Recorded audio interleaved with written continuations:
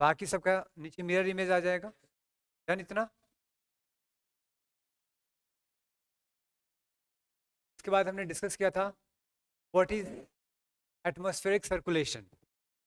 होता क्या है? वायुमंडलीय परिसंचलन मीन्स हवाओं का movement through out the planet. क्या बोलेंगे हम लोग? Atmospheric circulation. इतना क्लियर है? इस सर्कुलेशन में देखते हैं हम लोग तो पूरे प्लेनेट पे कई जगहों पे हवाएं पूरे साल तक लगातार एक ही दिशा में बहती रहती हैं। Through out the year certain winds are there which flows throughout the air without changing its direction, without getting impacted by any season or weather condition. Throughout the year they are blowing. पूरे साल तक लगातार वो बहती जा रही हैं बिना प्रभावित हुए, ज़्यादातर एक ही दिशा में। इसे हम कहते हैं परमानेंट विंड। ठीक है। अब इनके बदलाव, इनकी उत्पत्ति की दिशा और इनका समय, कितने समय तक बह रही हैं, इसके आधार पे हम लोग इस भागों में डिवाइड करते हैं, है ना तुलसी? कौन कौन सा?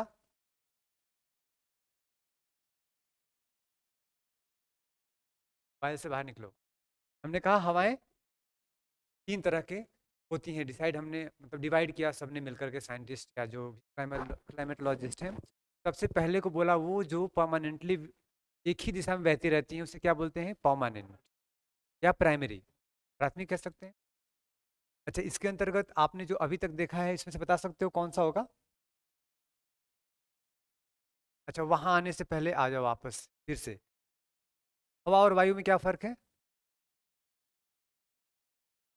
Stagnant gases in our atmosphere, जो रुके हुए हमारे गैसेस हैं, स्थिर अवस्था में क्या हो गए? वो एयर हो गए। और जब उनका हॉरिजेंटल मूवमेंट हुआ तो विंड, वर्टिकल मूवमेंट हुआ तो एयर करेंट्स। इतना क्लियर है? ठीक है। इसमें भी हवाएं दो तरह की हो सकती हैं, एक वो जो अर्थ सरफेस के आसपास में हो, धरातलीय विंड कह सकते हैं उसको, सरफेस विंड। और दूसरा अपर एटमॉस्फेरिक एयर कह सकते हैं, जैसे कि जेट स्ट्रीम, है ना, ऊपर बहता है। दो तरह से, एक धरातलीय और दूसरा अपर एयर सर्कुलेशन। एक सरफेस सर्कुलेशन, दूसरा अपर एयर सर्कुलेशन हो सकता है। इतना देखो तो है क्या यहाँ पे? हमने इससे पहले सब डिस्कस किया था कि नहीं? कर चुके हो कि करना बाकी है?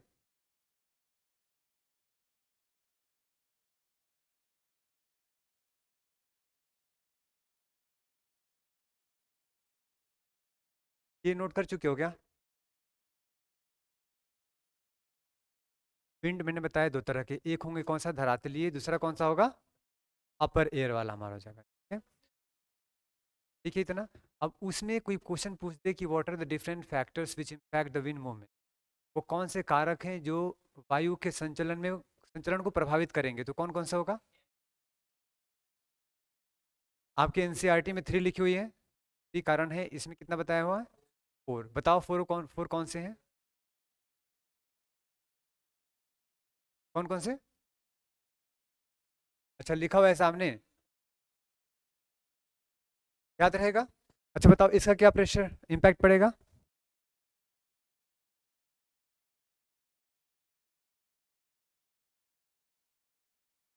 ताप प्रवणता, प्रेशर डिफरेंस।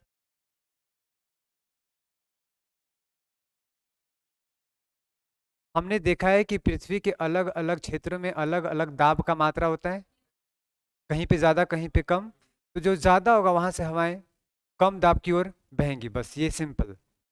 अब आप उससे कोई क्वेश्चन पूछ दे, मान लो कि 60 डिग्री प्रेशर हाई या लो,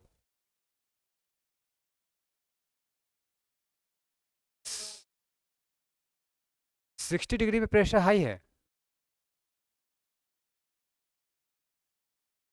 सब पोलर लो प्रेशर बेल्ट, और 90 पे तो हवाएं कहां से कहां बहेगी? 90 टू 60। इतना क्लियर है? अगला क्वेश्चन 30 पे क्या है? हाई है। इक्वेटर पे 0 पे क्या है? हवा कहां से कहां बहेगी? 30 टू 0। अगला क्वेश्चन, 0 पे भी लो है और 60 पे भी लो है, ज्यादा लो कहां पे है?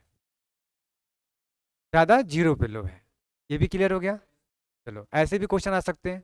तो हमने देखा हाई लो प्रेशर अगर होगा तो उसका इम्पैक्ट पड़ेगा ही पड़ेगा। अगला क्वेश्चन, अगर मैं पूछूं ये प्रेशर डिफरेंस जो है नॉर्दर्न हेमिस्फीयर में ज्यादा आता है या सदर्न में? नॉर्दर्न ज्यादा आता है। तो क्वेश्चन कोई पूछ दे कि जो हमारा ये विंड मूवमेंट होगा ज्यादा इरेटिक कहाँ होगा, नॉर्थ या साउथ? इरेटिक मतलब ज्यादा डिफरेंसेस के साथ। अच्छा, ज्यादातर आंधी तूफान कहाँ आएंगे? नॉर्थ में। ये सब क्लियर हो रहा है? चलो, तो ये समझ में आ गया आपको। दूसरा कौन सा है? Coriolis effect. अच्छा बताना, कोरियोलिस इम्पैक्ट नॉर्थ में ज्यादा होगा इम्पैक्ट या साउथ में? सेम होगा दोनों जगह। अर्थ का रोटेशन में थोड़ी ना कोई वेरिएशन है। क्या होगा? कोरियोलिस इम्पैक्ट सेम होगा। इसका क्या इम्पैक्ट पड़ रहा है? सिर्फ और सिर्फ डिफ्लेक्शन हो रहा है विंड में। और विंड डिफ्लेक्शन किधर हो रहा है? नॉर्दर्न में राइट, सदर्न में लेफ्ट। आपके दिमाग में बहुत सारे ऐसे क्वेश्चंस आए, कहीं कोई कंफ्यूजन आए, तो इसके लिए अलग साइड में रख दो समय समझने के लिए। इतना बहुत ज्यादा है कि नॉर्दर्न में कहाँ होता है? राइट। सदर्न में कहाँ होता है? लेफ्ट। कारण क्या है? अर्थ का घूर्णन गति। और कुछ बोलना है तो बोल दो। जितने भी हमारे क्लाइमेटोलॉजिस्ट हैं, they all observed anything which is moving in the northern hemisphere they are getting deflected towards the right, anything which is moving in the southern hemisphere getting reflected towards its left. So is the case with wind as well. हवा का भी वही रुख होता है। ज्यादा नहीं दिमाग घुसाना तुम लोग, ऐसा ना हो कि यहीं रह जाओ। तुम्हें क्या निकालना है? UPSC. So please focus on that, don't try to just go deeper and try to become teacher, then after researcher, then scientist, then Himalaya, and then finally Agra. फिर तुम्हारी याद में कोई बना रहा होगा, पता नहीं क्या, ताजमहल तो नहीं बनाएगा, कुछ और। ये क्लियर हो गया? अगला बताओ, सेंट्रीपिटल एक्सेलरेशन की बात किया जाए, इसका क्या इंपैक्ट पड़ता है? सेंट्रीपिटल एक्सेलरेशन कह दो, सेंट्रीपिटल फोर्स कहो, या सेंट्रीफ्यूगल फोर्स कह दो, कोई इशू? मतलब केंद्र की ओर या केंद्र से दूर। अपकेंद्रीय या अभिकेंद्रीय बल वहां पे अगर आरोपित होगा, बल होगा तो एक्सेलरेशन होगा। एक्सेलरेशन है तो प्रभावित करेगा ही करेगा। जैसे कि मान लो कोई हवा है, कोई हवा नहीं,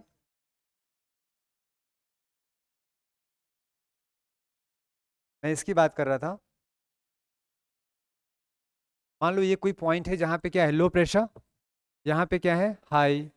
हाई, यहाँ भी हाई, यहाँ भी हाई। हवाएं कहाँ आएंगी? इसकी तरफ। अगर नॉर्दर्न हेमिस्फीयर तो कहाँ जाएगा? राइट। कौन सा इसका है? ये बार बार अपने कॉपी पे ड्रॉ कर लेना, बार बार 8-10 बार ड्रॉ कर लोगे अभी 1-2 दिन के अंदर, तो उसके बाद कभी यूपीएससी क्वेश्चन गलत नहीं होगा। ट्राई करके देख लेना, कम से कम 10 क्वेश्चन तो आए ही हैं UPSC and other state PCS में। बस ये क्या होगा, ये यहाँ और ये यहाँ इम्पैक्ट हो रहा है कि नहीं? तो Coriolis force impacts wind movement simply किस तरह से? It gets deflected. हवा जो है, wind gets deflected towards right in north, towards left in south, that's all. इतना क्लियर है? अच्छा, एक और बात पूछूं, आपको होमवर्क दे देता हूँ। हमने इसकी बात किया, तो इंटरेस्ट है वो कल मुझे बताएंगे। मान लो कि पूरब से पश्चिम की ओर हवा बह रही है तेजी से। कहाँ जा रही है? पूरब से पश्चिम। तुम्हारा जो बैक है वो पूरब की ओर है। तुम्हारे left side and right side दोनों में ही प्रेशर में डिफरेंस होगा कि नहीं? यदि होगा तो किस तरफ प्रेशर ज्यादा, किस तरफ कम? ये होमवर्क है। यूपीएससी में आज तक नहीं पूछा है, ये तुम बताना कल ठीक से रिवाइज करके। अगर हवा पूरब से पश्चिम, मतलब हवा जिस दिशा में बह रही है उस दिशा में तुम्हारा पीठ हो, बैक हो, ऐसे केसेस में प्रेशर तुम्हारे दाहिने हाथ और बाएं हाथ दोनों तरफ सेम होगा या डिफरेंट होगा? डिफरेंट होगा तो किधर ज्यादा किधर कम? तुम्हारा हवा के अपोजिट में पीठ, मतलब पीठ पे हवा टकरा रही तुम्हारी, हवाएं तुम्हारी हवा पीठ पे टकरा रही है।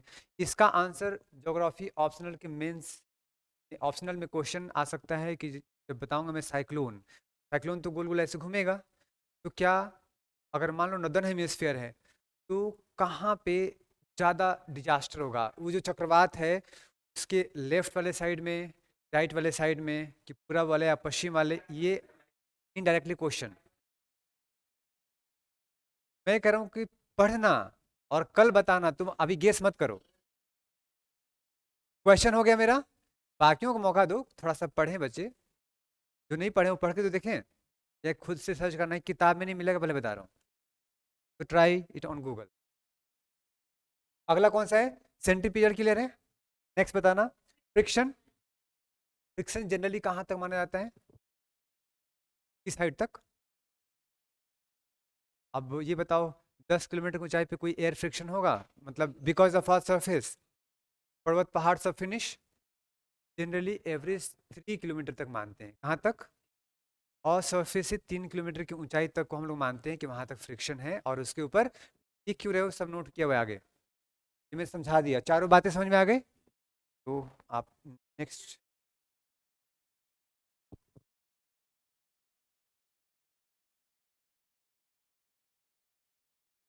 क्या चलता है? ये पुल क्या होता है? अच्छा, ट्यूबवेल क्या होता है? हाँ ठीक है, हाँ सही।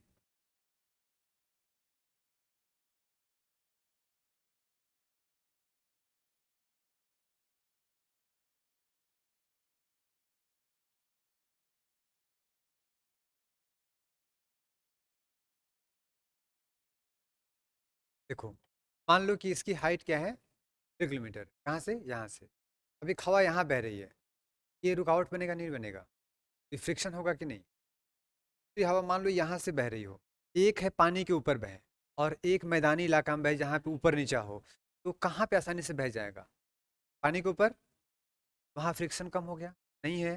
लेकिन पर्वत पहाड़ है तो बस फ्रिक्शन से आ गई। इसी घर्षण की बात कर रहा है, घर्षण। ये क्लियर है इतना? नहीं कहना चाह रहा था, ये क्लियर हुआ? कहाँ तक माना जाता है? 3 किलोमीटर ऊंचाई। अब ये अलग अलग आपका दिया हुआ है, प्रेशर ग्रेडियंट फोर्स बता चुका हूँ, नोट करना है? जल्दी कर लो फिर, टाइम कम है। हो गया?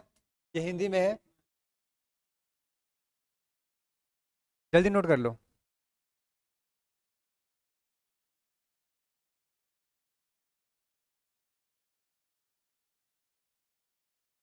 हो गया तो क्वेश्चन पूछूं? फोटो खींच लिया तो नहीं होगा, मुझे पता है। आप तुम लिखना शुरू करो, तुम लोग फास्ट लिखो जरा सा। तुमने लिख लिया? अच्छा तुम बताओ, तुम बताओ। एक है माउंटेनस रीजन और दूसरा है मैदानी इलाका। एयर फ्रिक्शन ज़्यादा कहाँ होगा? मैंने इनसे पूछा था। ये भी बताऊं किनसे पूछा था? बैठो शांति से, इनसे पूछा था। हाँ, किस में होगा? हाँ, घर्षण। हवा का पूछ रहा हूँ मैं, तुम्हारा नहीं है।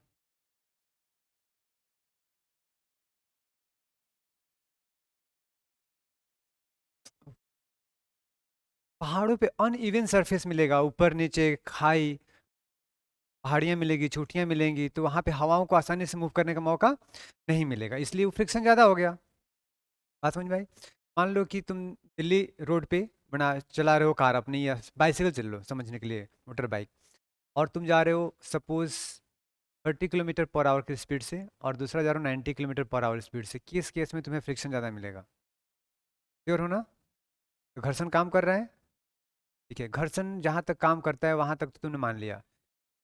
हवाओं पे कौन कौन सा बल आरोपित होता है, like which forces are applicable on the wind movement? चार, कौन कौन से? Pressure gradient force, centripetal force तो सिर्फ एक ही केस में होगा, जब मूवमेंट सर्कुलर हो। ठीक है, स्ट्रेट मूव करेगा तो तीन ही होंगे, कौन कौन सा? कोरियोलिस फोर्स, सेंट्रीफ्यूगल फिर तो होगा तब तो ना, सेंट्रीफ्यूगल मतलब सेंटर से बाहर की ओर, सेंटर है ही नहीं यहाँ पे, स्ट्रेट लाइन में जा रहा है। प्रेशर ग्रेडियंट फोर्स एक हुआ, दूसरा कोरियोलिस फोर्स हुआ, तीसरा फ्रिक्शन होगा कि नहीं? ठीक है, तो आप लिखते रहो, मैं कुछ पूछूं बताते जाओ। I want use my time and that's why. जैसे मान लो, लिखने में प्रॉब्लम हो तो बताना तुम लोग। ये कोई पॉइंट है जहाँ पे क्या है, हाई प्रेशर। ये कौन सा है माना हमने? लो प्रेशर है। हवा कहाँ से कहाँ बहेगी? हाई टू लो। फिलहाल के लिए मान लेता हूँ मैं कि हवा ऐसे बह रही है। कौन सा कलर दिखेगा? येलो। हवा जानी चाहिए इस तरह से, हाई टू लो। लेकिन ऐसा कब होता, जब सिर्फ एक ही फोर्स लागू होता। कौन सा? ओनली प्रेशर ग्रेडियंट फोर्स लागू होता तो। यहाँ हाई था, यहाँ लो है। लेकिन इसमें लग रहा है कोरियोलिस फोर्स भी। कोरियोलिस फोर्स पे आते हैं, उससे पहले बताओ फ्रिक्शनल फोर्स लग रहा है कि नहीं? हेलो लिखने वाले विद्यार्थी, आप बताओ फ्रिक्शनल फोर्स कहाँ लगेगा इस पे, किस दिशा में? इधर क्या लग रहा है? Pressure gradient force. बताओ फ्रिक्शनल फोर्स कहाँ लगेगा, लिखते हुए बताओ। आप बताओ। मतलब यहाँ, इस तरफ, ये कहना चाह रहे हो? इधर ही लगेगा फ्रिक्शनल फोर्स भी, मतलब दोनों पुश करके इसको और तेज हवा कर देंगे हवा को। हमेशा हवा के अपोजिट दिशा में क्या लगता है? Frictional force. नॉर्थ आपने सही कहा था, ये कौन सा हो गया यहाँ पे? Frictional force. इतना क्लियर है? इसका मतलब ये है कि जो प्रेशर ग्रेडियंट फोर्स को कौन अपोज करेगा? फ्रिक्शनल, जो फ्रिक्शन वाला फोर्स हमारा, और ये हमेशा क्या होगा? हवा के दिशा से अपोजिट लगेगा। ये क्लियर? इतना हवा की दिशा से अपोजिट, जिधर हवा जाना चाहेगा उसको रोकेगा ना वो घर्षण की वजह से। इतना क्लियर है? इसका मतलब दोनों को हम बैलेंस करने की कोशिश करेंगे कि मान लो जब प्रेशर ग्रेडियंट फोर्स कम से कम इतना तो जरूर हो कि वो फ्रिक्शन फोर्स को बैलेंस कर सके, या उससे ज़्यादा हो तो ही मूव करेगा एयर, नहीं तो नहीं मूव करेगा, हवा नहीं होगी वहाँ पे। इतना क्लियर है? जैसे कि मान लो मैं यहाँ से आगे बढ़ना चाह रहा हूँ, ये फ्रिक्शन है मेरे लिए, तो मेरी फोर्स इतनी तो होनी चाहिए कम से कम कि इसको मैं बैलेंस कर सकूँ, हटा सकूँ अपने रास्ते से, अदरवाइज मैं मूव नहीं कर पाऊंगा। मतलब दो फोर्स तो आपको समझ में आ गई। तीसरा कहा आपने कोरियोलिस फोर्स। आप खुद से बताना कहाँ पे लागू होगा कोरियोलिस फोर्स? यहाँ से किधर लागू होगा इस पॉइंट पे? कोरियोलिस फोर्स अगर इन नॉर्दर्न हेमिस्फीयर है तो डायरेक्शन बताओ, ईस्ट वेस्ट नॉर्थ साउथ। सब लोग अपना पहले ऑब्जर्व कर लें, बता दूंगा तो फिर आपके दिमाग में कम घुसेगा, आप पहले सोच लोगे, गलती करोगे तो घुस जाएगा, सही करोगे तो घुस ही गया। क्वेश्चन ये है, जैसे फ्रिक्शनल फोर्स का डायरेक्शन नॉर्दर्न नॉर्थ वर्ड है, प्रेशर ग्रेडियंट किधर है? साउथ वर्ड है, क्योंकि यहाँ पे हाई है और यहाँ पे लो है। ये बात समझ में आई? फ्रिक्शनल फोर्स इधर, प्रेशर ग्रेडियंट फोर्स इधर। कोरियोलिस फोर्स किधर लगेगा अगर ये नॉर्दर्न हेमिस्फीयर में? तो बताओ। Waste word? सब श्योर हो? 100%? अच्छा, इस तरफ लगेगा इस पॉइंट पे, ये कौन सा हो गया? कोरियोलिस। Are you sure 100%? इसको तो ये बैलेंस करके इधर जा रहा है, लेकिन अब कोरियोलिस फोर्स कहाँ एप्लीकेबल हो रहा है इसके ऊपर? वेस्टवर्ड। इसका मतलब कि हवा जो है ये सीधा तो नहीं बह पाएगा, दोनों का रिजल्टेंट होगा ना। खुद से बताओ, रिजल्टेंट कहाँ होगा? कहीं ना कहीं डिपेंड करता है कि अगर ये भी 60 मान लो न्यूटन का फोर्स हो और ये भी 60 न्यूटन का फोर्स हो, ऐसे केसेस में कहाँ हो जाएगा? यहाँ। लेकिन डिपेंड ये करता है कि ये कितना है कोरियोलिस फोर्स। ये बात समझ में आई? इसका मतलब कि विंड का मूवमेंट समथिंग लाइक दिस होना चाहिए ना, because of Coriolis force. It will always act towards right in northern hemisphere, towards left in southern hemisphere. इतना बात समझ में आ गई? चलो, इसका मतलब कि ये तो हम अगर भूल भी जाएं, ठीक है, उसको हमने हटा दिया, दो को कंसिडर करना पड़ेगा हमेशा। मेरा क्वेश्चन आपसे ये है समझने वाला, बताओ इस पॉइंट पे कोरियोलिस फोर्स यहाँ पे था, बताओ इस पॉइंट पे कोरियोलिस फोर्स कहाँ होगा? ये पॉइंट ए था, ये पॉइंट हमने बी कहा, बी पॉइंट पे कोरियोलिस फोर्स कहाँ लगेगा? सबने लिख लिया है क्या? लिख चुके हो सब लोग? तो आगे बढ़ जाऊं, इस पे आ जाऊं, प्रेस पेज पे। देखो ये है हाई प्रेशर और ये है लो प्रेशर। यहाँ से हवाएं कहाँ आ रही हैं? इस दिशा में। ये कौन सा फोर्स है? Pressure gradient force. इधर कौन सा लग रहा है? Frictional force. इधर अगर हवाएं इस तरह से बह रही हैं, मान लो हवा तो ऐसे बहेगी नहीं, तो पता है इतना आप लोग देख चुके हो पहले ही। तो मेरा क्वेश्चन है कि ये पॉइंट ए था, ये पॉइंट हमने माना बी, ये पॉइंट माना सी, इस पॉइंट को माना डी। इतनी बात समझ में आई? चलो बताओ pressure gradient force at B point कहाँ होगा? प्रेशर ग्रेडियंट फोर्स,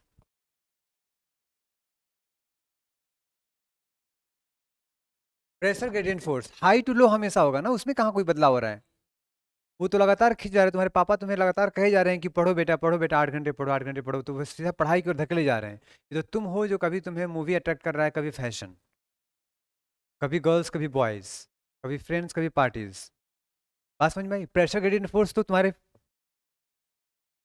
हमेशा सेम रहेगा ना, हाई टू, मतलब यहाँ भी प्रेशर ग्रेडियंट फोर्स, यहाँ भी, और ऑलवेज सेम। ये बात समझाना इसलिए चाह रहा हूँ कि बाद में तुम्हें कभी इशू नहीं आएगा। Now next question, frictional force हमेशा हवा के अपोजिट, हमेशा हवा के अपोजिट। अब ये यहाँ पे ऐसे नहीं, यहाँ का डायरेक्शन ये है ना, यहाँ पे क्या होगा, ये कौन सा होगा, फ्रिक्शनल फोर्स, ठीक है। यहाँ पे ये क्या होगा, फ्रिक्शनल फोर्स, यहाँ पे ये होगा फ्रिक्शन फोर्स। फ्रिक्शन फोर्स तो है ही ना मूवमेंट कारण। बहुत बड़ा बना रहे हो तुम, बड़ा बनाना चाहिए, उसमें क्या समझ में आएगा। ना ना ना, लास्ट में मैं दूंगा, अभी चिंता मत करो, मुझे कुछ समझाना है तुम लोगों को, इंपॉर्टेंट कॉन्सेप्ट है।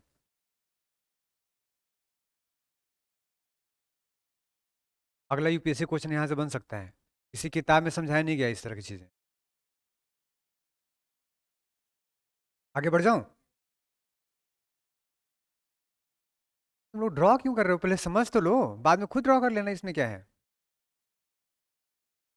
ये कौन सा भागे जा रहा है मेरे बोर्ड से, मैं जल्दी ऑमिट नहीं करता, करता हूँ क्या, न यहाँ न यहाँ, इतना डन। अब इसमें सबसे प्रमुख क्वेश्चन ये है कि कोरियोलिस फोर्स का डायरेक्शन का क्या होगा ए पॉइंट पे।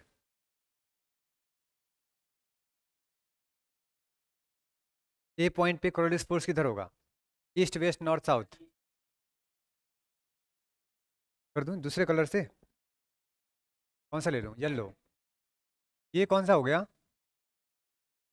कोरियोलिस फोर्स, यहाँ बताना, ये बी पॉइंट पे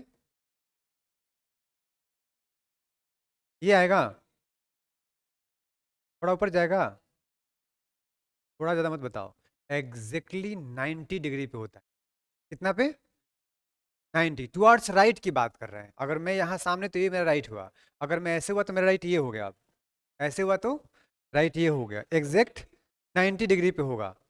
क्या क्लियर है? और 90 डिग्री पे किस से, प्रेशर ग्रेडियंट फोर्स से, नेवर, हमेशा विंड डायरेक्शन से 90 डिग्री पे, क्योंकि वो हमेशा उसको दाहिनी ओर खींचेगा। इतनी बात समझ में आई, विंड के डायरेक्शन से हमेशा 90 डिग्री पे ध्यान रहेगा। तो बताओ यहाँ पे इसके 90 पे क्या आएगा, ये क्या है कोरियोलिस फोर्स, यहाँ पे क्या होगा, अगर ये है तो इस पे 90 समथिंग लाइक दिस, ये कोरियोलिस फोर्स, यहाँ पे एग्जैक्ट इधर क्या हो गया कोरियोलिस फोर्स। की बात समझ में आई? फिर से कह रहा हूँ, बड़ा बनाना चाहिए, छोटा बनाना बाद में कंफ्यूज करेगा कि सर ने क्या करवा दिया था मक्खी की तरह। ये बात समझ में आ गई, Coriolis force always act on the wind 90 degree from इस डायरेक्शन। ना क्लियर है? अब ध्यान रखना, अगर यहाँ पे सिर्फ दो दिखाया मैंने, कौन सा, कोरियोलिस फोर्स एंड, और यहाँ पे फ्रिक्शनल फोर्स कहाँ एक्ट कर रहा है, इस दिशा में, ये भी क्लियर है। इसका मतलब है फ्रिक्शनल फोर्स कहाँ पे एक्ट कर रहा है, अपोजिट डायरेक्शन में, विंड मूवमेंट का। इतना क्लियर है? एक नाम है, उसको ध्यान रखना है कि इस केस में एक कंडीशन संभव है कि नहीं, कि एक तरफ कोरियोलिस फोर्स और दूसरी तरफ, अगर ये दोनों बराबर हो जाए तो ऐसे केसेस में विंड का मूवमेंट क्या होगा, रुक जाएगा।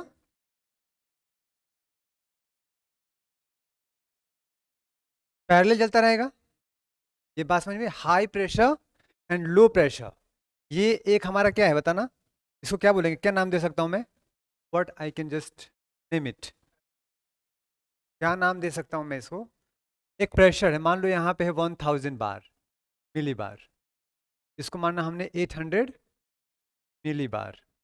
ये क्या है, प्रेशर एक लाइन है, मतलब क्या बोलूंगा, आइसोबार, आइसोबार बोलते हैं ना। तो एक आइसोबार ये है और एक आइसोबार ये है, और इन दोनों के बीच में हवा कैसे बह रही है, पैरेलल या 90 डिग्री या 30 डिग्री, जब आइसोबार्स के पैरेलल विंड बहना शुरू कर दे, हो सकता है कि नहीं? और कब होगा? जब कोरियोलिस फोर्स और प्रेशर ग्रेडियंट फोर्स बराबर हो जाए, जो कि वास्तव में 100% संभव नहीं होता है, लेकिन फिर भी कई बार ऐसा देखने को मिलता है। और इन्हीं हवाओं को जो दोनों प्रेशर बेल्ट के बीचों बीच पैरेलल मूव करना शुरू कर देते हैं, उसे कहते हैं जियोस्ट्रॉफिक विंड। क्या बोलते हैं? Geostrophic wind. ध्यान रहेगा? रुक जाओ, ये भी आएगा, पेशेंस रखो। इतना क्लियर? अब देखो तुम लोग पृथ्वी पे क्या देखते हो अभी, यहां से गौर करके। 30, ये 0। अब देख लो इधर, 30 एंड 0। हवाएं यहां से यहां आती हैं, लेकिन चलती कैसे है? पूरब से पश्चिम की ओर। और हम लोग कहते हैं पूर्वैया पश्चिम हवा सीधी बहती हैं। वो जियोस्ट्रॉफिक विंड ऑलमोस्ट हो गई कि नहीं? 100% नहीं होगी कभी भी कि बिल्कुल पूरब से पश्चिम। क्यों? क्योंकि और भी फोर्सेस इस पे एप्लीकेबल हो जाती हैं, जैसे फ्रिक्शनल फोर्स है। ये बात समझ में आई? एयर का फ्रिक्शन तो रहेगा ना, कहाँ तक? 3 किलोमीटर की ऊंचाई तक इन जनरल। लेकिन अगर तुम चले जाओ ऊपर आकाश में 8-10 किलोमीटर की ऊंचाई पे, फ्रिक्शनल फोर्स है। इसका मतलब कि वहां पे ऐसी हवाएं देखने को मिल सकती हैं। इसका मतलब ये हुआ कि जितने भी हमारा अपर एटमॉस्फेरिक विंड्स होते होंगे, they all are geostrophic. Specially if I talk about jet stream, पश्चिम से पूरब की लगातार बह रही है, ऐसे बह रही ना लगातार हवाएं, वो जियोस्ट्रॉफिक विंड है कि नहीं? आपके पास एक लाइन आ गया समझ में कि जितने भी हमारा अपर एटमॉस्फेरिक सर्कुलेशन होते हैं, खास करके जो जेट स्ट्रीम है, वो क्या है? एक जियोस्ट्रॉफिक विंड है। और क्यों हुआ जियोस्ट्रॉफिक विंड? भू विक्षेपीय हवा बोलते हैं उसको। क्या बोलते हैं? भू विक्षेपीय हवा। आगे आएगा, चिंता मत करो, पूरा नोट्स दे रखा है मैंने।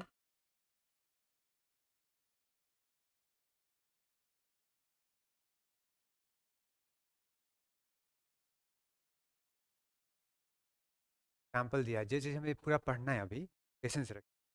आगे तो हम चक्रवात का भी लिया था एग्जाम्पल अभी, एंटी साइक्लोन साइक्लोन लिया है ना।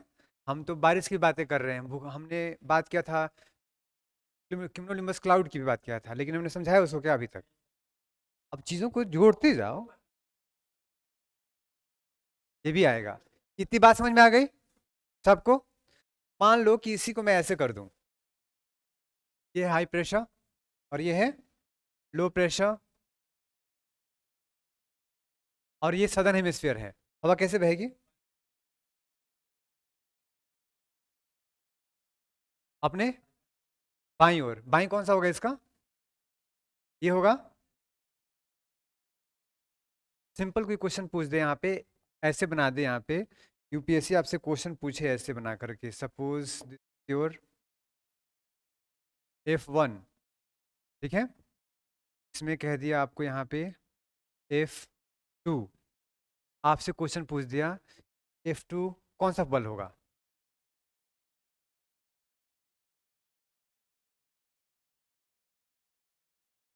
रट गए हो क्या तुम? हम समझा रहे थे, तुम लोग रट ही गए क्या? TF बोल रहा है।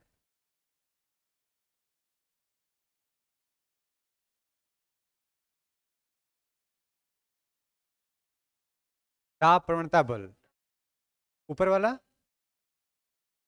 तीन ही फोर्स काम करते हैं। सेंट्रीफ्यूगल फोर्स, कॉरियोलिस, क्या बोलेंगे? कॉरियोलिस बल। इतना क्लियर है? ये कॉरियोलिस हो गया, और ये प्रेशर ग्रेडियंट फोर्स। इतना क्लियर है? ऐसे मान लो कि यहाँ पे क्वेश्चन पूछ दिया, ये है, ये हुआ F1। क्या हुआ? F1। इसमें एक ऑप्शन दिया तुम्हारा, ये हो गया F2, ये हो गया F3, हो गया F4, ये हो गया F5। क्वेश्चन पूछा इसमें से कि विच of the following, F2, F3, F4, F5 में से आप बताओगे यहाँ पे कॉरियोलिस फोर्स कौन सा है?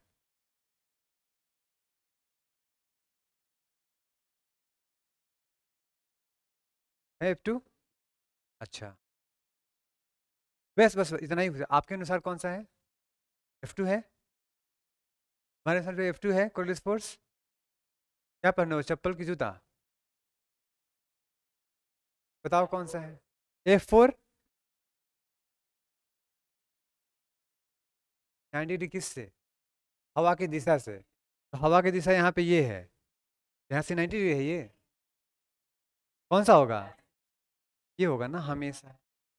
ये F4 कैसे हुआ था F2 यहाँ पे? हवा से 90 डिग्री, यहाँ पे 90, यहाँ पे क्या होता? ये क्या था? Coriolis force. और प्रेशर ग्रेडियंट फोर्स यहाँ। आप समझ में आई? मैंने बताने के बाद मुझे लगा 100 पूरा कॉन्फिडेंट हो गया, तुम्हें आ गया होगा। क्वेश्चन पूछा, हवा निकल गई। घर पे जाके आईने के सामने 2 थप्पड़ मारना खुद को एक बार।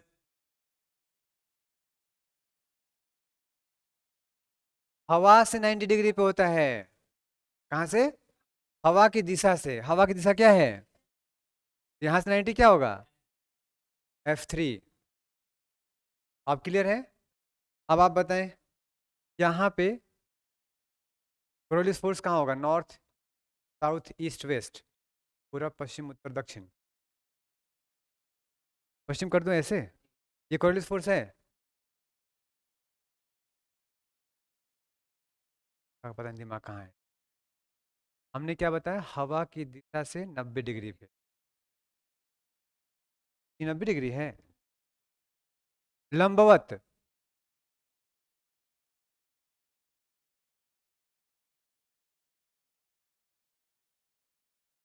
कंफ्यूजन वाली बात है क्या कुछ भी?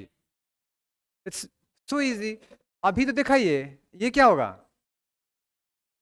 Coriolis force. जो कोरियोलिस बल है वो हवा की दिशा से हमेशा 90 डिग्री पे लगता है, लंबवत लगता है। कितना ध्यान रहेगा? कितना है? हाँ। यहाँ पे किधर होगा? ये है ना लंबवत इसका। अब समझ में आ गई? हेलो? मान बैठा है कि मेरे को समझ में नहीं आएगी। इसमें समझने वाली कौन सी बात है? तुम जिधर जा रहे हो, अगर जोर से कोई एक थप्पड़ मार दिया तुम्हें। अच्छा कोई नहीं, कोई कोई दिन होता है चंद्रमा भारी होता है तो ऐसा होता है। मान लो कि तुम सीधे जा रहे हो, किसी ने बहुत जोर से एक झापड़ मारा तुम्हें, इतना कि तुम 90 डिग्री से घूम जाओ। किधर घूमोगा? तुम उत्तर की ओर जा रहे हो, एक झापड़ मारा जोर से किसी ने, माने 90 डिग्री डिफ्लेक्शन आ गया। किधर जा रहे होगे अब? तुम उत्तर की ओर जा रहे हो। अच्छा ये डिपेंड कर रहा है किधर से मारा गया है। राइट, राइट गाल पे एक झापड़ लगी तुम्हें। अब बताओ। हाँ, जैसे ये उत्तर की ओर है, जा रहे हो, राइट पे लगा जोर से एक, तुम कहाँ घूम जाओगे? खुद को मार के देखना घर पे, जोर से नहीं। याद रहे, कोरियोलिस फोर्स हमेशा तुमको राइट ले जाएगा, नॉर्थ में 90 डिग्री पे। ठीक है इतना? भूविक्षेपीय विंड किसे बोलते हैं? मालूम चल गया। जियोस्ट्रॉफिक विंड किसे बोलते हैं? कब बोलते हैं? जब कोरियोलिस बल और दाब प्रवणता बल दोनों बराबर हो जाते हैं, तो दोनों वो समदाब रेखाओं के बीच में हवाएं बहने लगती हैं, पैरेलल। उसे क्या बोलेंगे हम? Geostrophic wind. ऐसी विंड्स जो होती हैं जनरली लोअर एटमॉस्फेयर में न के बराबर मिलती हैं, अपर एटमॉस्फेयर मिलती हैं। इतना क्लियर है? चलो तो हमारा क्वेश्चन हो चुका है। ये हो गया यहाँ पे। ये क्या दिखाने की कोशिश कर रहा है बताना? High pressure, low pressure. हवा कहाँ से कहाँ जा रही है? हाई टू लो। इधर क्या है? इस पॉइंट पे, इस पॉइंट पे इधर क्या है? Pressure gradient force. अगर इस पॉइंट में अपनी तरफ से पूछूं तो, सपोज मैं यहाँ पूछूं, जब हवा यहाँ पे हो, फिर से बता दो, दाब प्रवणता बल कहाँ लगेगा? पूरा, पश्चिम, उत्तर, दक्षिण।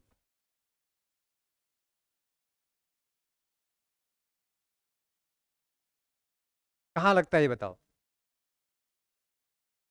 हाई से लो, उच्च से निम्न की ओर? भी नहीं पता? हाई से लो प्रेशर की ओर लगता है ना, हाई प्रेशर टू।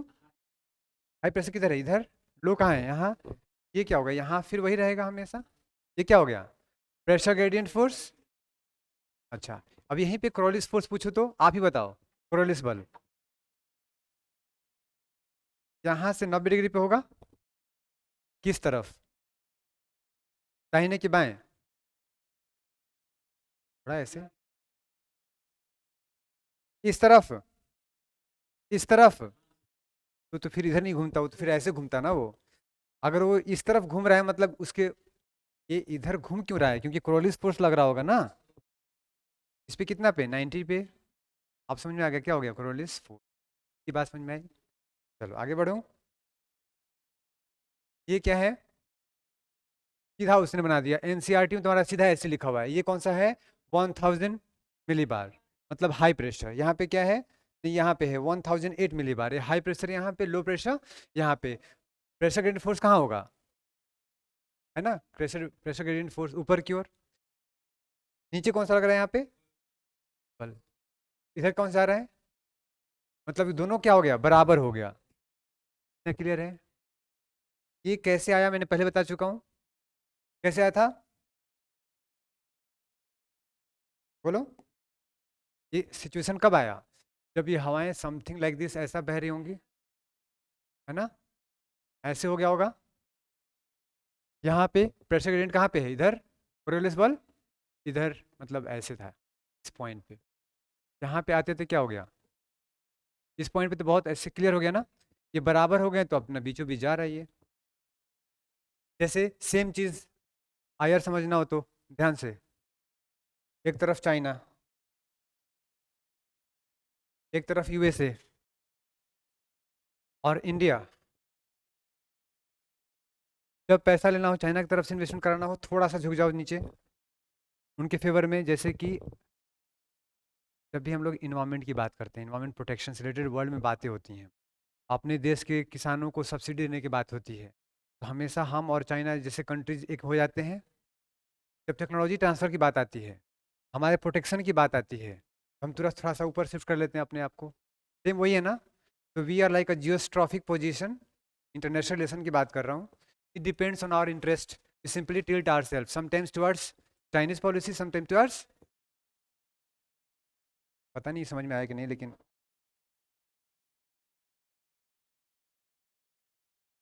कौन सा बैक करना है?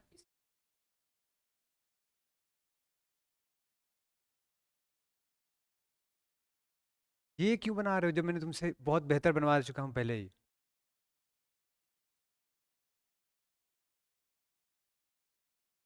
आगे बढ़ा जाए। ये क्या है? हवाएं दो तरह की होती हैं, कौन कौन? एक सरफेस, दूसरा अपर एयर, धरातलीय एवं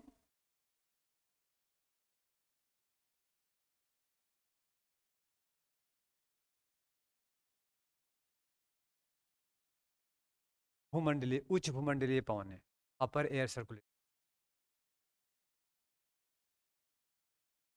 हो गया?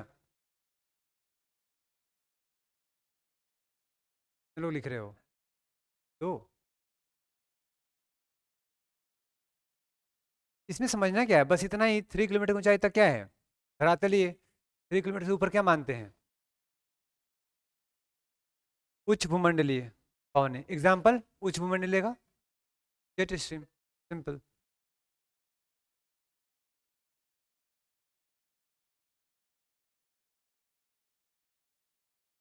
घर्षण बल पवन की दिशा में विपरीत दिशा में लगती है ना, पवन की दिशा के विपरीत दिशा में आरोपित होता है।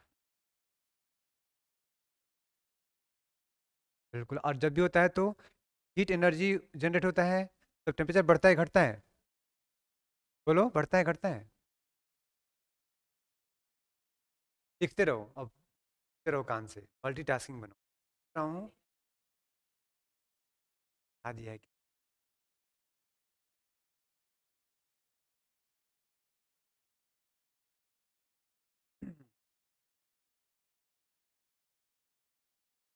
क्वेश्चन क्या पूछ रहा था मैं?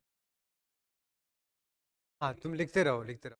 अच्छा बताओ, जब तुम्हारे काम स्मूथली होते हैं कोई भी काम, तो घर्षण कम है, तभी तो। रुकावट कम है, रोक टोक कम है। अगर रोक टोक होने लगे तो, और घर्षण ज़्यादा होगा तो गुस्सा आएगा कि मन ठंड शीतलन होगा, ठंडा पड़ेगा। घर्षण होता है तो हीट ऊर्जा, मतलब ऊर्जा का रूपांतरण हो जाता है किस में?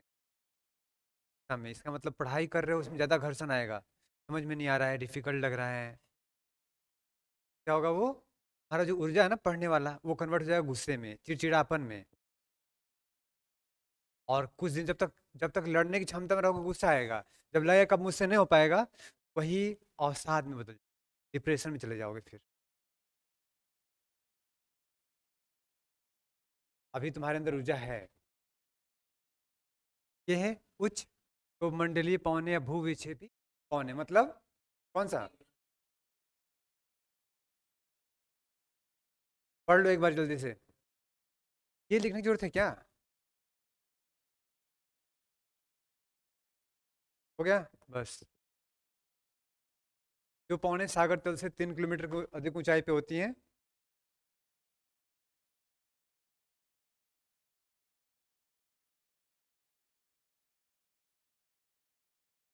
लिख लेते हो? अभी तक पूरा लिख लिया है? बाकी लिख लिया है? आगे बढ़ जाओ। आप में से कौन है जो बता सकते हैं कि ये पूछ दे कि भू विपेक्षी पौने क्या होती हैं? जियोस्ट्रॉफिक क्या समान हो? कोरिलेस फोर्स प्रेशर ग्रेडिएंट फोर्स बराबर हो जाते हैं तो हवाएं दोनों समदाब रेखाओं के बीच में पैरेलल मूव करना शुरू करती हैं, उसे ट्रॉफिक इवेंट कहते हैं। हालांकि ऐसी हवाएं आइडियली एग्जिस्ट नहीं करती हैं लेकिन समवाट तक होती हैं, इसीलिए पूर्वैया पश्चिया ऐसी हवाएं हमें देखने को मिल जाती हैं समदाब रेखाओं के आइसोबार्स।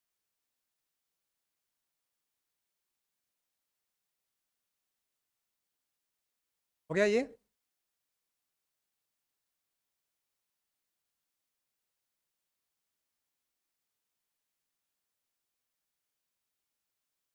बड़ा नोट से डन।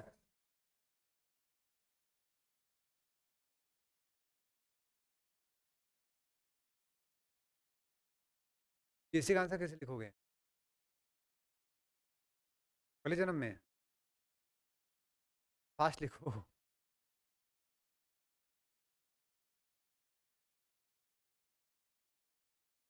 गया?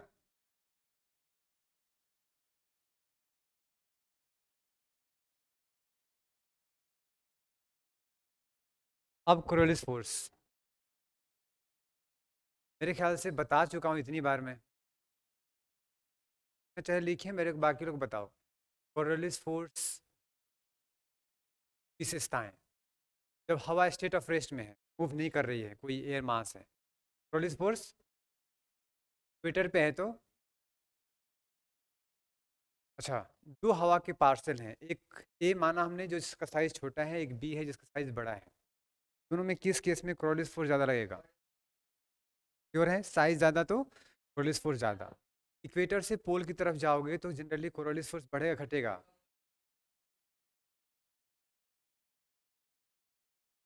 पोल पे मैक्सिमम, इक्वेटर पे जीरो। तो जी जब हम पोल से इक्वेटर से पोल की तरफ जाते हैं तो कोरिलेस फोर्स बढ़ता जाता है।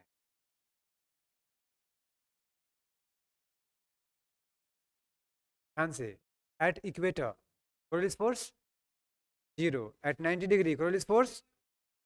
तो हमारा जो इक्वेटर में हाईएस्ट स्पीड है, अब उसके बाद कहीं भी जाओगे अगर स्पीड कम हुआ रिफ्लेक्शन फील होगा।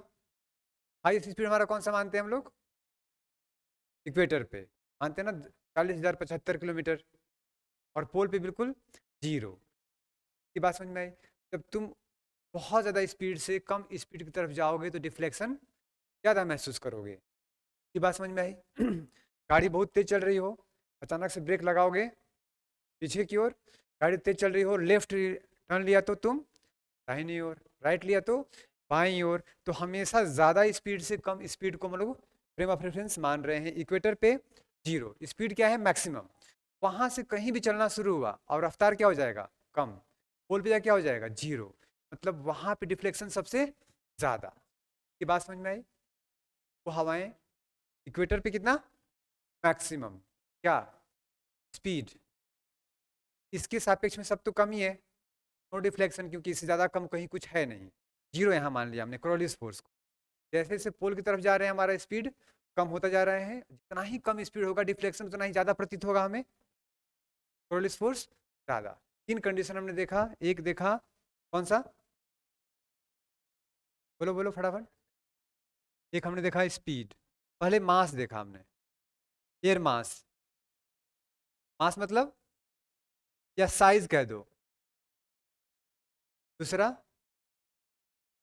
स्पीड, स्पीड 0 हवा का तो कोरियोलिस फोर्स, और स्पीड कितना बढ़ता जाएगा, कोरियोलिस फोर्स बढ़ता जाएगा। और तीसरा, Coriolis force is proportional to latitude और लॉन्गिट्यूड, मतलब 0 पे 0 और पोल पे मैक्सिमम। डन।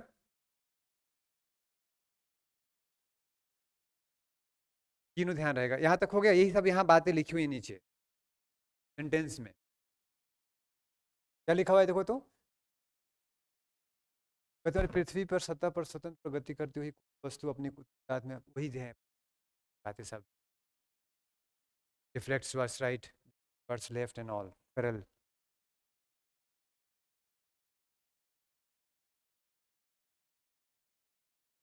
क्या हुआ?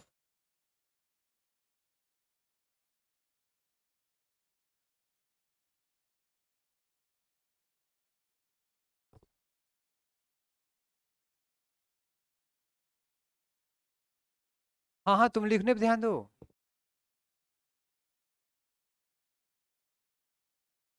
हीट ऊर्जा मत बढ़ाओ अपना, फ्रिक्शन बढ़ेगा।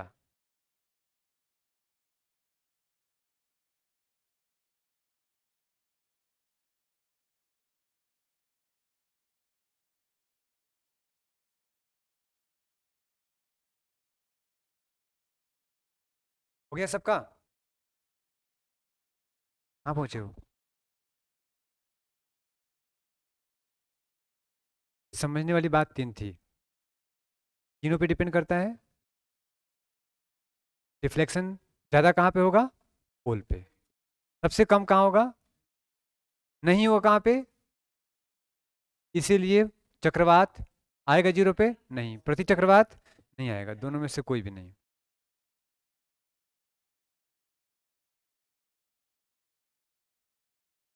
जीरो, तो जैसे जैसे लोअर टू हायर लैटिट्यूड जाते हैं हम लोग, 0 डिग्री सबसे लोवेस्ट है, 90 की तरफ जाओगे तो हायर मतलब तो प्रोपोर्शनल। यहाँ भी क्या हो जाएगा, स्पीड के प्रोपोर्शनल। यहाँ पे क्या होगा, प्रोपोर्शनल। तीनों ही बढ़ता जाएगा। जैसे जैसे रफ्तार बढ़ेगा हवा का, वैसे वैसे उसमें डिफ्लेक्शन ज़्यादा होगा। ठीक वैसे जैसे तुम जितना तेज चलोगे, फ्रिक्शनल फोर्स उतना ही ज़्यादा लगेगा एयर का तुम्हारे ऊपर। Exactly the same. अब हवा रुकी हुई है, क्या डिफ्लेक्शन होगा उसमें? 0। जैसे जैसे तेज होना शुरू होगा, उसमें डिफ्लेक्शन उतना ही तेजी से बढ़ना शुरू होगा। ठीक है, डन।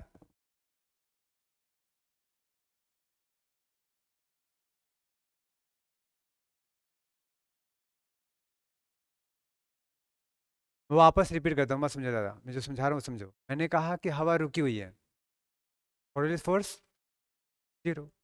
थोड़ा सा स्पीड में आया तो थोड़ा सा कोरियोलिस फोर्स। जितनी ज़्यादा से बढ़ने की कोशिश करेगा तेजी से, उतना ही ज़्यादा कोरियोलिस फोर्स। इतना क्लियर है?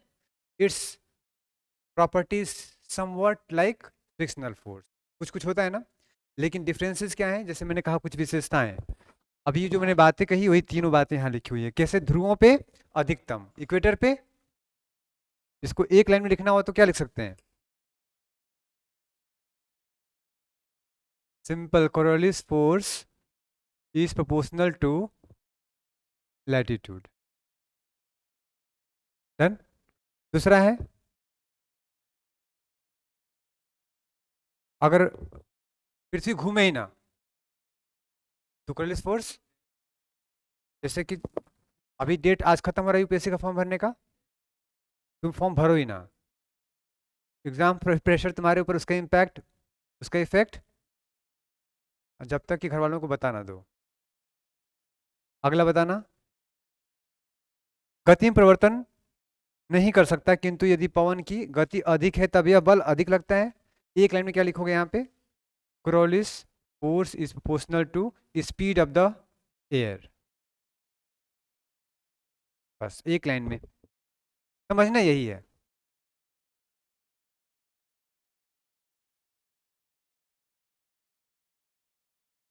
और मेरे नोट्स ऐसे होते हैं कोड वर्ड में, क्योंकि एक बार तुम्हारे पास लैंग्वेज आ जाए, how to express yourself, this things are sufficient enough to write any answer.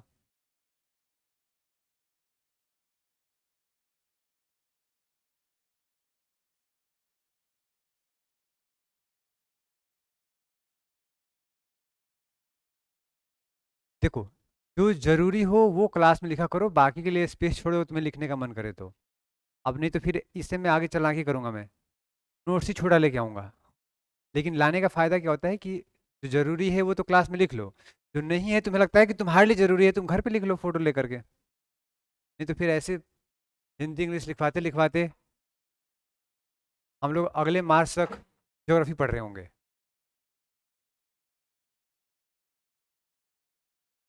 हाँ, पूरा नहीं, कुछ तो लिखना ही पड़ेगा।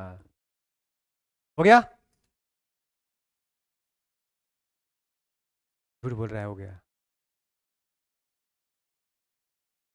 लोग कौन सा एक्सपेरिमेंट कर रहे हो? हवा घुमा रहे हो? आगे बढ़ो। हाँ बोलो।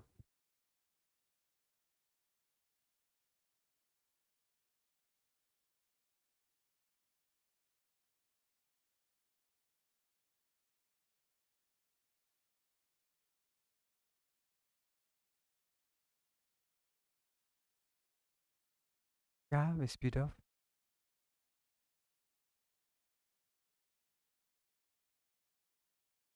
We take frame of reference जैसे the highest speed is at equator.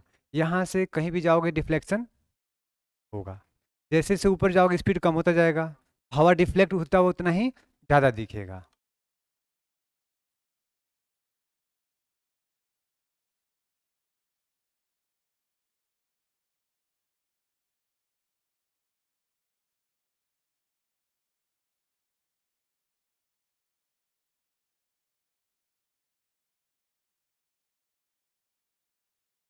किसका स्पीड? स्पीड ऑफ एयर, पृथ्वी का नहीं। लिखा तो है यहाँ स्पीड ऑफ एयर। हाँ, डन।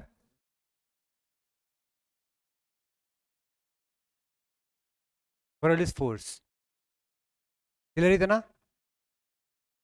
ये डायरेक्शन सही है, ये डायरेक्शन, ये कोई इशू? पूछ देगा ऐसे बना करके एग्जाम में कि A B C D choose which of the following are correctly represented. तो क्या होगा, तीनों सही है कि एक कोई गलत है? यहाँ पे तीनों सही है। क्वेश्चन के लिए नहीं बना सकता गलत।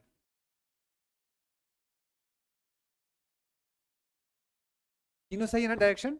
ये बाईं ओर और ये भी बाईं ओर, नॉर्थ साउथ में है तो, और वो कहीं नहीं। Done.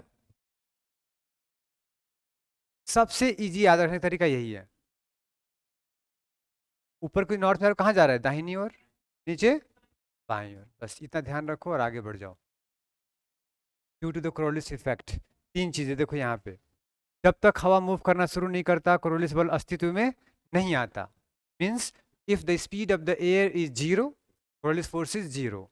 As the speed increases Coriolis force also increases. जैसे जैसे तुम्हारा समय तेजी से गुजर रहा होगा, मतलब यूपीएससी की तरफ बढ़ते जाओगे, वैसे वैसे तुम्हारे पर प्रेशर, कोरियोलिस फोर्स बढ़ता जाएगा, डिफ्लेक्शन तुम्हारा ज़्यादा होता जाएगा। ऐसे तुम आराम से बैठे रहो, कोई रिफ्लेक्शन नहीं। काम करना शुरू करोगे 50 तरह के काम याद आएंगे, लोग याद करेंगे, दोस्त, माता पिता, किसी की तबीयत खराब होगी, कुछ कुछ। कहते हैं नेचर टेस्ट करता है तुम्हें, whether you are really capable enough to do that और नॉट। वही टेस्ट कर रहा होता है कोरोलिस बल भी। दिखता नहीं है, भूत जैसा है। जितना सोचोगे उसके बारे में रात में उतना ही डर ज़्यादा लगेगा। नहीं पता लगे?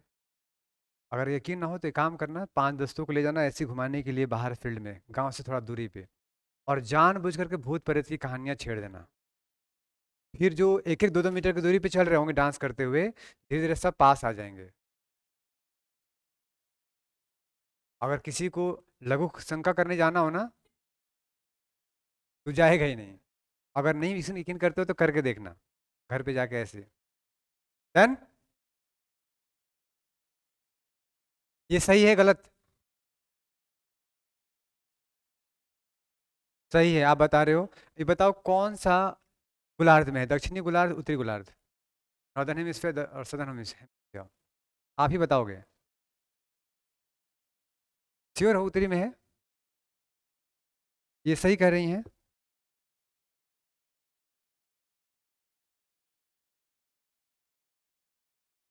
अच्छा क्यों श्योर नहीं हो?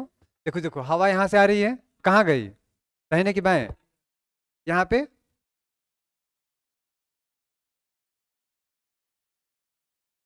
यहाँ पे। ये कौन सा है, दाहिने कि लेफ्ट या राइट? और ये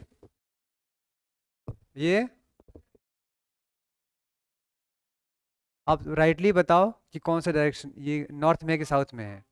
सही कहा था, गलत कहा उन्होंने? उन्होंने नॉर्थ कहा था। सही है। चलो मार्क्स दे दिया जाए। कितना? आप बताओ ये कौन सा गोलार्ध में है?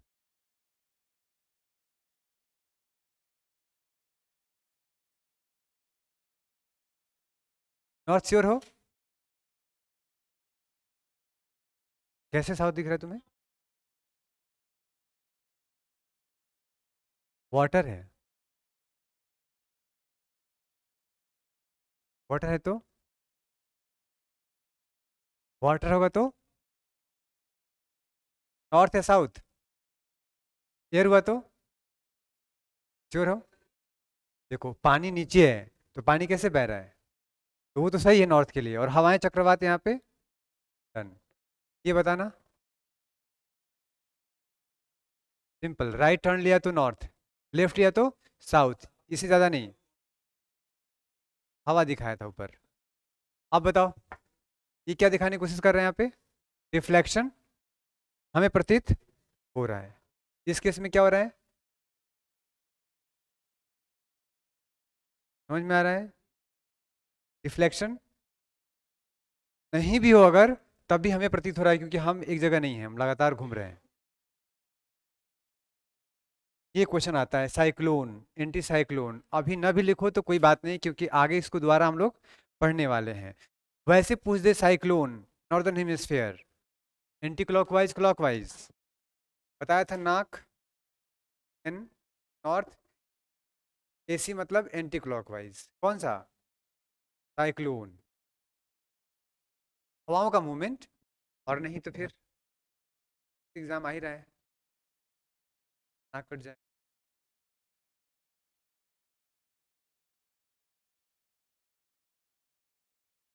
नॉर्दर्न हेमिस्फीयर साइक्लोन का डायरेक्शन क्या होगा, क्लॉकवाइज एंटी क्लॉकवाइज?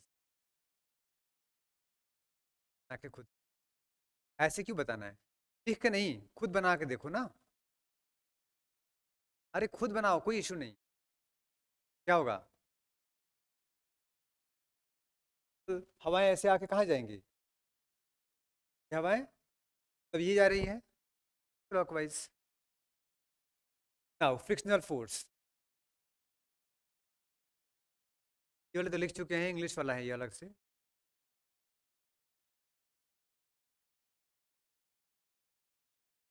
अगर हवा इधर बहे, फ्रिक्शनल फोर्स हमेशा रुकावट पैदा करता है, कई बार सपोर्ट भी करता है। नहीं करता ना? चल पाते हो जमीन पे अगर ना होता फ्रिक्शनल फोर्स तो?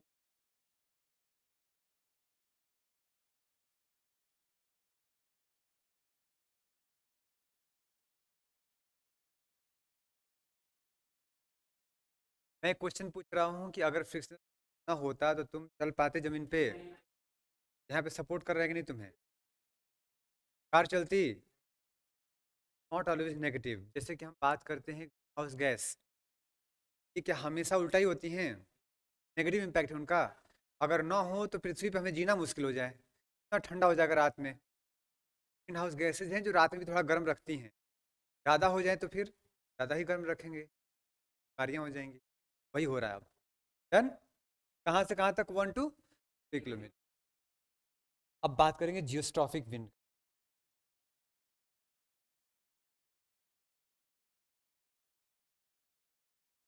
टू एपी पवन, कोई है पवन क्लास में? बह के चला गया होगा। सब साइक्लोन है।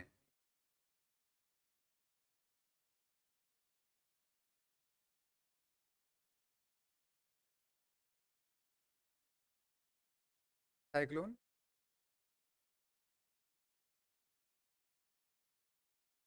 है। ये क्या है, हाई प्रेशर, ये लो प्रेशर, इधर क्या होगा, प्रेशर ग्रेडियंट फोर्स, इधर क्या होगा, Coriolis force and frictional force. ध्यान से 90 डिग्री पे दोनों, frictional force and Coriolis force. जैसे ही ये आगे मूव करना शुरू होगा, डायरेक्शन पे डिपेंड करता है। जैसे कि इस केस में सेंट्रीपिटल एक्सेलरेशन की बात की आपने, जहाँ कहीं भी करना शुरू किया, टर्न लिया अगर हवाएं, वहाँ पे सेंट्रीपिटल या सेंट्रीपिटल फोर्स काम करना शुरू कर देगा, और जहाँ पे सेंट्रीपिटल होगा वहाँ पे सेंट्रीफ्यूगल भी होगा। कह रहे हैं डन। जियोस्ट्रॉफिक क्या बताया था, जो बताया था वही बातें लिखी हुई, कोई अलग है तो बताओ। When winds move, three forces are applicable to them. One is air mass, ये कौन सा फोर्स है, pressure gradient force, second Coriolis force, third frictional force. In general, geostrophic winds come into existence when the frictional force becomes zero or almost negligible, and pressure gradient force becomes equal to Coriolis force in opposite direction. Then after the wind starts moving between the two isobars parallel to each other, then it is called geostrophic. In general, it is found, such winds are found above 3 kilometer above all surface, just because we find no friction out there. बातें लिखी यहाँ पे ना, वायु दाब, प्रवणता बल तथा विक्षेपक बल में संतुलन हो जाता है, तब पवन प्रवाह समदाब रेखाओं के समानांतर हो जाता है। बता दिया ना क्यों, कैसे, यहाँ पे वो पिक्चर बनाना था, डायग्राम बता रहा था उस टाइम। जियोस्ट्रॉफिक विंड अभी रिसेंटली एग्जाम में आया था ना, रिसेंटली एग्जाम में आया था, देखा नहीं, टॉपिक ट्रॉफिक विंड। हाँ, अगर नहीं ऑप्शन में नहीं, जीएस डन।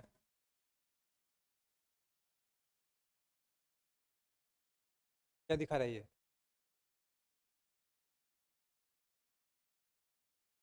ऐसे बनाने के बजाय अगर ऐसा बना दो जो मैंने बताया था अभी अभी, कैसा रहेगा, ऐसे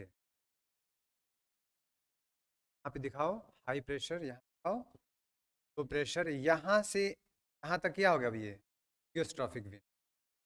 यहाँ पे नीचे क्या लग रहा है, प्रेशर ग्रेडियंट फोर्स, और यहाँ पे क्या लग रहा है, कोरियोलिस फोर्स, कोरियोलिस बल, इसलिए ये पैरेलल। जैसे सीधा जा रहे हो, मान लो कि लेफ्ट साइड में और राइट साइड में दोनों तरफ तुम्हारे दोस्त आए और एक दूसरे की ओर खींचने लगे, लेकिन तुम सीधे चले जाओ, कौन सा बल तुम, तब कौन सी हवा का तुम एग्जाम्पल दे रहे होगे। ऐसे ऐसे खड़े हो जाओ, एक दोस्त इधर खींच रहा है, एक दोस्त दोनों बराबर खींच रहे हो, तुम सीधे जा रहे हो, ट्रैफिक भी।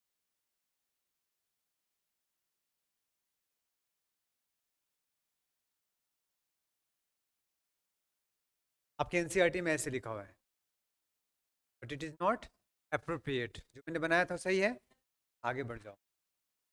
अब देखो एग्जाम्पल लेते हैं यूएसए का, प्रैक्टिकल एग्जाम्पल, फिर समझ में आएगा। यहाँ पे देखो कौन सा है, हाई या लो, इधर हाई इधर लो, यहाँ पे हाई प्रेशर रीजन है, वहाँ पे लो प्रेशर रीजन है। ऐसे केसेस में एक हवा को मान लो, एक हवा के पार्सल को, एक कोई पॉइंट लिया तुमने हवा, यहाँ से हवा बहना इधर शुरू हुआ, स्टार्टिंग पॉइंट यहाँ पे है, अब यहाँ से हवा इस तरफ बह रही है, ये कौन सा हो गया, प्रेशर ग्रेडियंट फोर्स। यहाँ पे फ्रिक्शन कहाँ होगा, और कोरियोलिस फोर्स कहाँ होगा, अभी इससे 90 डिग्री इस तरफ खींचना शुरू करेगा इसको,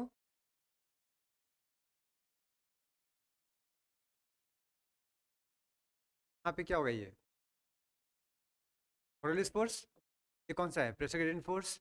इस पॉइंट पे देखो तो ये ब्लैक वाला क्या है, कोरियोलिस फोर्स, और ये क्या है, प्रेशर ग्रेडियंट फोर्स। लेकिन ये 90 नहीं है, इससे 90 है, डायरेक्शन अब ये हो चुका है, यहाँ पे इससे 90 है, देखो हवा के डायरेक्शन से, ना कि प्रेशर ग्रेडियंट। प्रेशर ग्रेडियंट हमेशा एक ही दिशा में रहेगा, ऑलवेज, तुमने डिस्कस किया था पहले। हाई टू लो। लेकिन जैसे से हवा का दिशा बदलता जा रहा है वैसे वैसे क्रॉलिस फोर्स, अगर ये हवा ऐसे हो गया यहाँ पे, ये थोड़ा गलत दिखाया इसने, अगर ये ऐसे हो जाता तो फिर ये ऐसे होता 90 डिग्री पे। इधर प्रेशर ग्रेडियंट फोर्स, इधर क्रॉलिस फोर्स बराबर हो गया। तो अब यहाँ पे आने के बाद क्या हो गया, जियोस्ट्रॉफिक की बात समझ में आई? ऐसा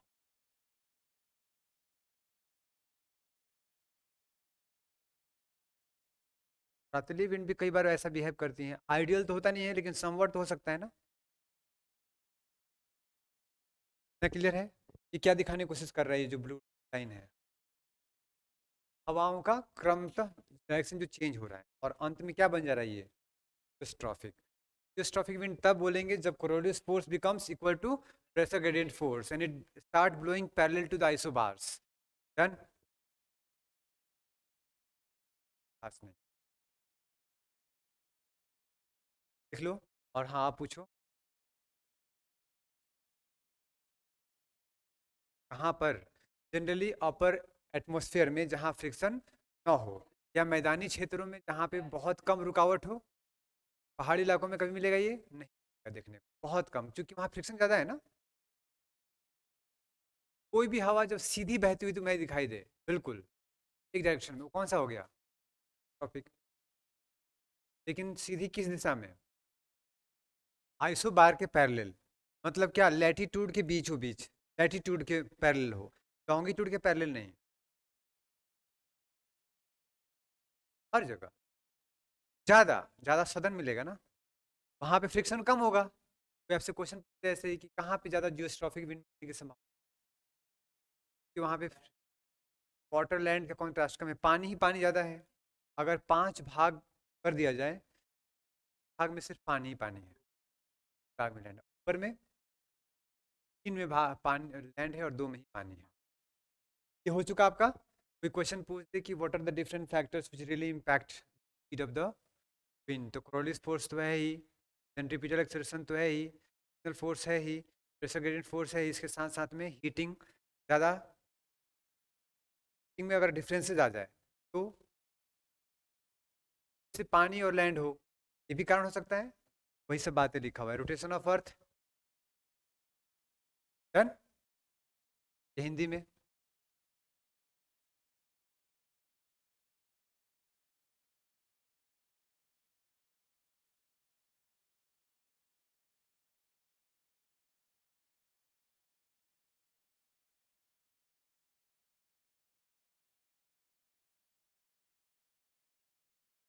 बस पहला पैराग्राफ जरूरी है, दूसरे का फोटो ले लो, नहीं तो घर पे लिख लेना।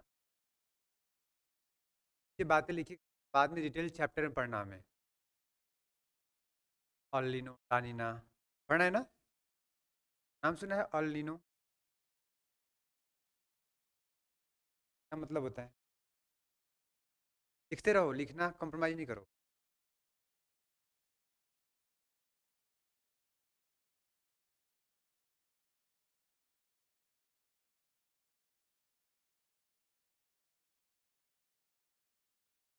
टेस्ट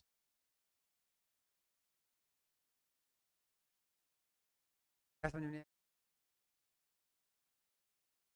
मैं पढ़ाऊंगा तो फिर क्या मत करो, खुद बन जाओगे जोग्राफर, दूसरों को बता रहे होगे।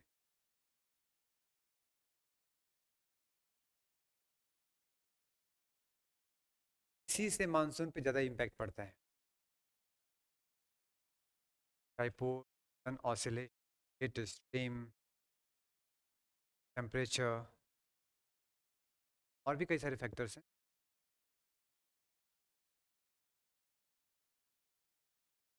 डन? यहाँ तक हो गया फर्स्ट पैराग्राफ। इनका पिक्चर लेना चाहो ले लो।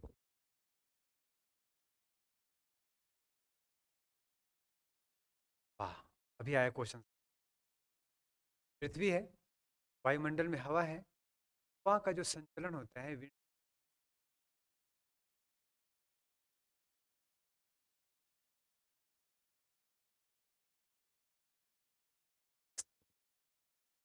किसी भी तरीके से, wind movement in the earth atmosphere, air movement in the earth atmosphere is called atmospheric circulation. Then अब देख रहे हैं हम लोग कौन कौन सा प्रभाव डालता है उसको, हमने चार देखा। ये देखा दो तरह के होते हैं, एक धरातलीय एक अपर एयर सर्कुलेशन। दो हमने देखा, surface circulation and upper air circulation. हमने देखा अलग अलग किस किस कौन किसको इतना प्रभावित करता है। क्लियर है? अभी आगे बढ़ूं तो हमने देखा एक प्रकार निकल के आया, कौन सा? ट्रॉफिक। कब? जब कोरोलिस फोर्स और प्रेशर ग्रेडियंट फोर्स इक्वल हो जाएं और अपोजिट टू ईच अदर हो। क्या ये उनके फैक्टर्स भी था?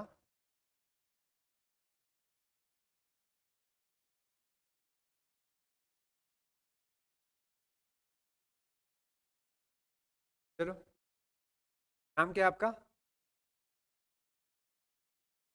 क्या नाम है? अंशुल? श्योर? क्या मतलब होता है?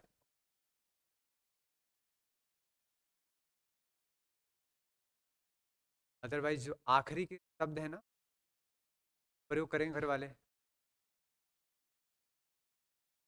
मेरा क्वेश्चन ये था, क्या लिखा हुआ यहाँ पे? वायुमंडलीय तापन की अक्षांशीय भिन्नता, क्या मतलब हुआ हिंदी मीडियम?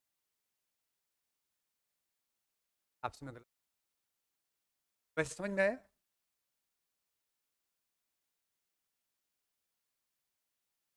हमारा हीट है डिफरेंट एटीट्यूड, अलग अलग होता है, डिफरेंस है डिफरेंट एटीट्यूड।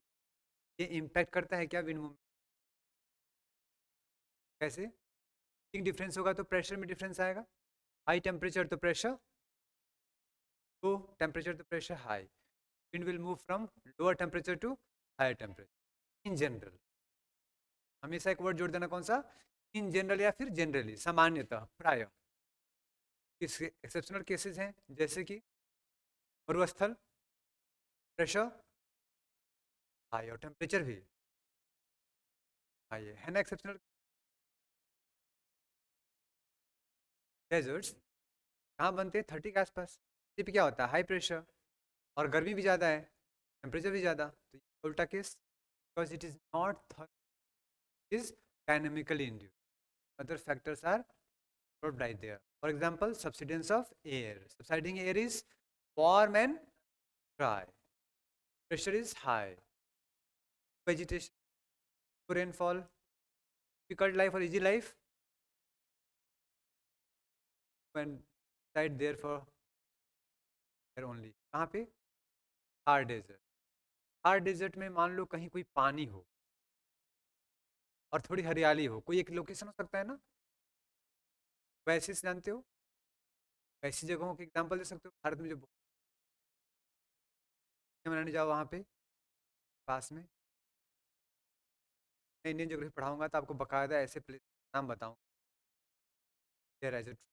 बाकी लोग तो हमेशा वो पता नहीं बीच रहते हैं, थोड़ा सा वहाँ भी घूम के आओ, है कि नहीं? क्लास में आता जाएगा। ज्योग्राफी में इन्फॉर्मेशन बताना है, साइंस तो है नहीं, फिर ऐसे ही इंटरेस्ट बनाएंगे ना उसमें। इंदिरा कोल नाम सुना होगा, क्या है इंदिरा कोल बाय द वे? नाम पे रखा गया? गलत। इंदिरा गांधी जन्म से 5 साल पहले रखा गया था, 1912 में। इंदिरा की जन्म हुई थी 1917 में। सब बना के इंटरेस्टिंग बनाएंगे और आगे। अब देखिए, टोटल एटमॉस्फेरिक सर्कुलेशन की बात की जाए तो ये होती है तरह की, एक होता है लॉन्गिट्यूडनल, दूसरा होता है लैटिट्यूड। इसका मतलब ये है कि या तो हवाएं इस तरफ से बह रही होंगी, लैटिट्यूड अक्षांशीय, high to low, low to high, ऐसा कुछ कुछ एक कंडीशन ऐसे हैं जहाँ पे हवाएं ऐसे बहती हैं।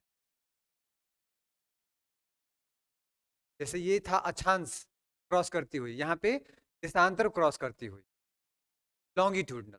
ये सिर्फ एक ही एग्जाम्पल मिलता है वर्ल्ड में, जिसको बोलते हैं वॉकर सेल। क्या बोलते हैं? Walker cell. ये कहाँ मिलता है? नहीं पता है? यहाँ पे अल नीनो, ला नीना आता है, एग्जैक्टली वहीं पे मैं समझा देता हूँ कैसे। ये तीनों बात समझ में आई? लैटिट्यूडनल में 3 देखा हमने, कौन कौन सा? Hadley, Ferrel and polar. तीन, ये इसमें कोई कंफ्यूजन? आपको आ जाए right about the Hadley cell, क्या लिखोगे?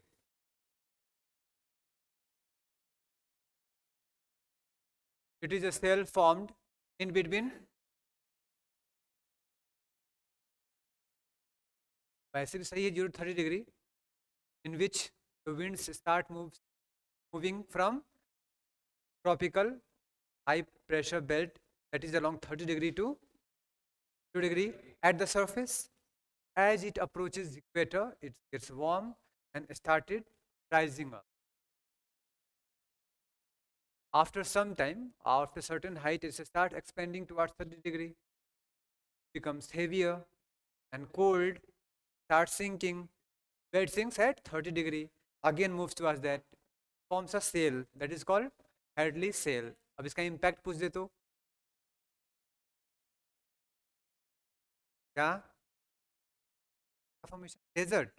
चलो एक डेजर्ट फॉर्मेशन और, लिख रहे हो तुम लोग? लिख ले तो अच्छा, अब ये लिख लो। हाँ अब बताओ और क्या? Rainfall at equator, rainfall at eastern coast, and a very interesting fact, आगे पढ़ने वाले टाइप्स ऑफ विंड, एक परमानेंट विंड, परमानेंट विंड में एक विंड होता है व्यापारिक पौने बोलते हैं, trade winds, that is because of Hadley से। फैक्ट जोड़ते जाओ, अभी सारी बातें बोलोगे टाइम लगेगा, समझ जाओ बेहतर है। बाकी बातें लिखी ऐसी बात नहीं है, but not possible to mention each and every point. समझ जाओगे तो you can answer anything. Done? Of course cloud formation, cloud cloud कैसे होगा? कौन सा क्लाउड? बस मेनली बनेगा यहाँ पे, मेनली कहाँ बनेगा? यहीं बनेगा, निम्बस। तुम लोग जो हो अभी निम्बस तो हो, मतलब तुम्हारे अंदर पोटेंशियल है बारिश करने की, जल्ट की। थोड़ा सा विस्तृत कर लो अपने आप को, क्यूरियस हो जाओ, थोड़ा सा ज़्यादा इवोपरेशन कर लो किताब से अपने दिमाग तक, बादल यहाँ बनाओ ज्ञान का। किताब से पढ़ाओ अपना, लगातार ध्यान दोगे तो अपने आप सारा ज्ञान निकल के तुम्हारे सर में घुसे, फिर बड़े बड़े एग्जाम निकाल जाओगे। हो गया ये?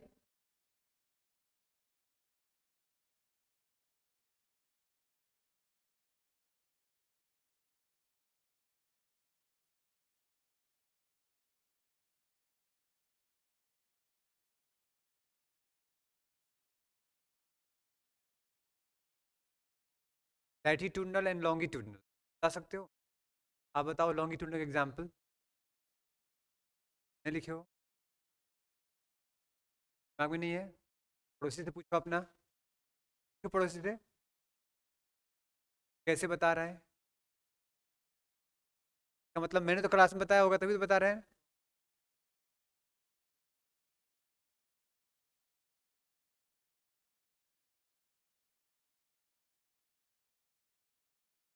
दे रहा हूँ एग्जाम, कहने दो, यहाँ पे दिया है ऑलरेडी।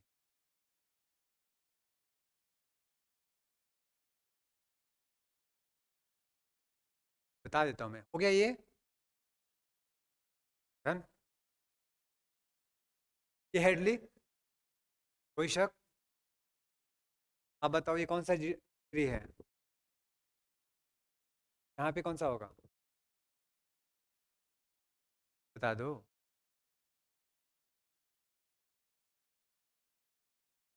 पृथ्वी हमेशा ऐसी रहेगी? ऐसी नहीं हो सकती। यहाँ पे हमारे गर्म लाल है, ऊपर की ओर जा रहा हुआ, ये हो गई, एक्सपेंशन हुआ, कहाँ सबसे हो रहा है? 30 के पास। ये सेल कौन सा हो गया? और तरफ ये है इतना, बादल कहाँ बन रहा है? पेड़ की सबसे ज्यादा हाइट कहाँ है? यहाँ से यहाँ तक, सबसे ज्यादा चौड़ी पत्ते, मोटाई, बाकी तुम जंगल ज्यादा। ये कौन सा सेल हुआ? अगर एग्जाम में आए तो कुछ ऐसा बना दो picture, get the maximum marks, ये बताना चाह रहा हूँ। थोड़ी थोड़ी बातों को ध्यान रखो एग्जाम में, और दूसरों से बेहतर नंबर लेके आ जाओ। ये किसी को डाउट इसमें? यहाँ पे लिखा है cool dry air descents, right और रॉन्ग? ऊपर में ठंडी हवाएं हैं और ड्राई भी हैं, क्योंकि बारिश यहाँ तक हो चुकी है।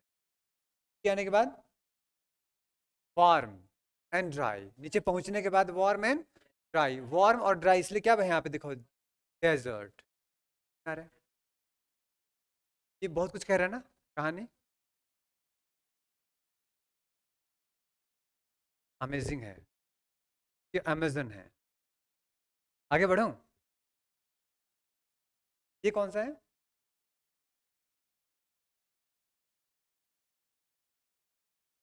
हेडली सेल, सेल है।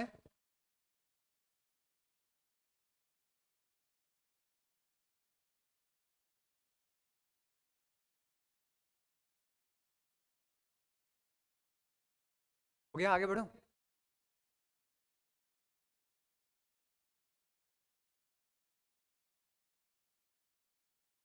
समझ में तो आ गया होगा सबको, हेडली सेल क्या है? ओ हार्डली।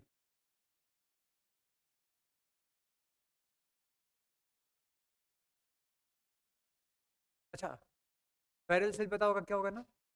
अगर दोनों में जो कौन ज्यादा संतुलित है, ज्यादा स्ट्रांग है, बताओगे? बताओ, हेडली वर्सेस पैरेलल कौन स्ट्रांग होगा? देखो, हेडली वाले केस में 30 degree extreme high, 0 degree extreme low, pressure ज़्यादा तो हवाएं तेज ना। ये बात समझ में आई? तो स्ट्रांग ज़्यादा कौन सा होगा? ये होगा। और वीक कौन सा होगा, कमजोर? पैरेलल, ध्यान रहेगा। स्टेबल कौन सा होगा? पैरेलल। सारी बातें कह रहा हूँ कि वो वीक है, इतना डिफरेंसेस नहीं है, लेकिन क्वेश्चन जब भी आता है इस आता है कि ज़्यादा स्ट्रांग है तो हार्ड,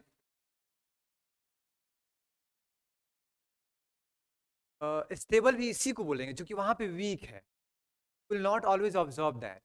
लेकिन इस केस में क्या होगा, वो स्टेबिलिटी के सेंस में स्टेबल नहीं, मतलब जो है हमेशा तुम्हें दिखेगा कि यहाँ पे हाई प्रेशर, यहाँ पे लो प्रेशर, हवाएं तेजी से आ रही, उठ रही, जा रही हैं, आ रही हैं, तेज जा रही हैं लगातार, बादल बन रहा है, बारिश डेली हो रही है।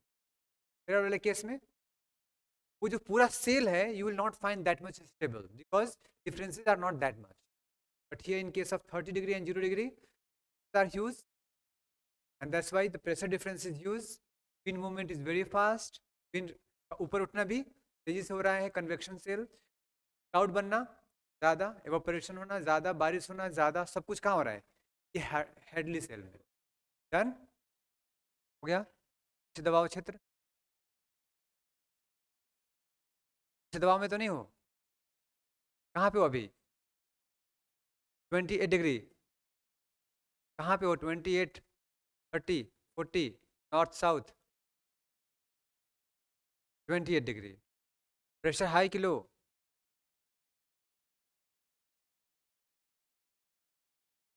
ये कॉम्परेटिव एनालिसिस करके बताना मुझे आप लोग। केरला में जो बच्चा पैदा होता है, वहाँ पे 10-15 साल के सिर्फ बच्चे गुजारे, और दिल्ली में जो बच्चे जन्म हो 15 साल यहाँ पे रहे, उनका जो लंग्स कंडीशन होगा, कैपेसिटी होगी, सेम या डिफरेंट? तो ऐसी कोई क्वेश्चन यूपीएससी की का, वायु एक्सपेक्ट जो लाइफ एक्सपेक्टेंसी ज़्यादा किसका होगा? बात समझ में आई? देख लो, सोच लो।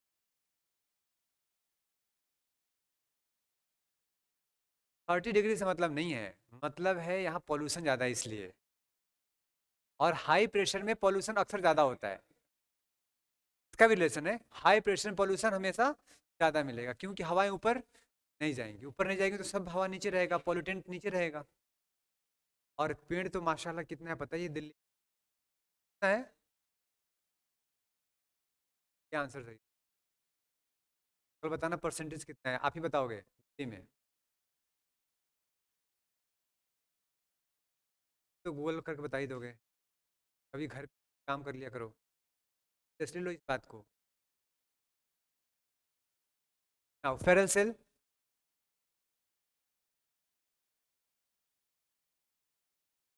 क्या हुआ?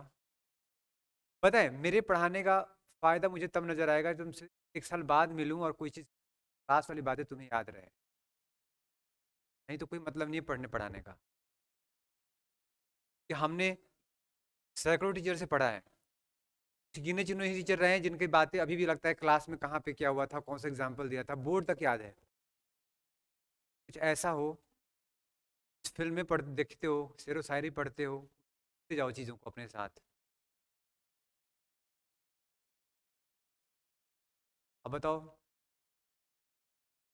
दोनों में से तो बताना दिल से। ये देखो दोनों, जो दोनों आइस तैयारी कर रहे हैं, ऐसे पूछना हो मुझे स्पीड के सेंस में, विजिबल हो ज़्यादा, कौन हेडली जैसा दिखेगा और कौन फेरल जैसा। बताओ क्या पूछ रहा हूँ मैं, दोनों समझ में आना चाहिए, Hadley and Ferrel, otherwise answer नहीं कर पाओगे।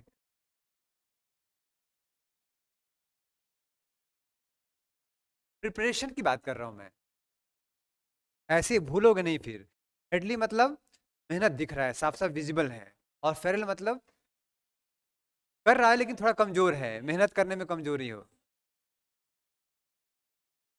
अच्छा, मैंने कब कहा कि वो कमजोर है? मैंने तो सिर्फ तुम्हारी व्यू पूछा, हेडली फेरल, बस याद करो। मैं जानता हूँ डार्क हॉर्स का मतलब पता है क्या होता है? डार्क हॉर्स का मतलब पता है क्या होता है? डार्क हॉर्स किसे बोलते हैं? पर रुस्तम। झंडा, हिडन घोड़ा। डार्क हॉर्स वर्ब है जिसका मतलब होता है छुपा रुस्तम। ऐसे क्लास में कई सारे बच्चे होते हैं, ऐसे सैकड़ों हजारों बच्चों को पढ़ाया होगा। कई बार आपको क्लास में लगता है कि बहुत इंटेलिजेंट है, तो पक्का होगा, का हो नहीं, नहीं होता ऐसे कहना जरूरी नहीं है, का हो ना हो, ऐसे कई सारे बच्चे जो क्लास में बिल्कुल दिखते ही नहीं कि उनसे होने वाला है, लेकिन अंत में जब लिस्ट में उनका नाम होता है बोर्ड से, बोलते हैं डार्क हॉर्स। इसलिए आपको सजेस्ट किया था एक किताब, कौन सा? हेलो, डार्क हॉर्स पढ़ा किताब वो? मैंने पढ़ा क्लास में, 2 वॉल्यूम, वही चैप्टर पढ़ा, इतना इंटरेस्टिंग बुक।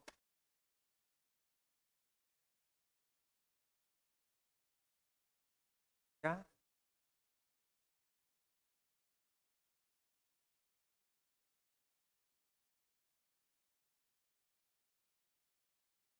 क्या करो भोजपुरी लैंग्वेज।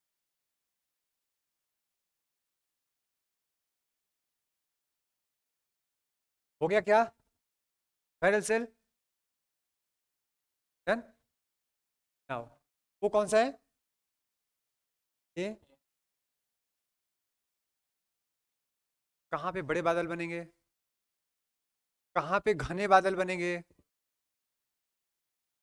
पोलर पे घने, जहाँ पे हवाएं ज्यादा ऊपर राइज करेंगे। ठीक है, ऐसा बना लो, एक ही में तीन हो जाएगा। आगे बढ़ो, पोलर सेल।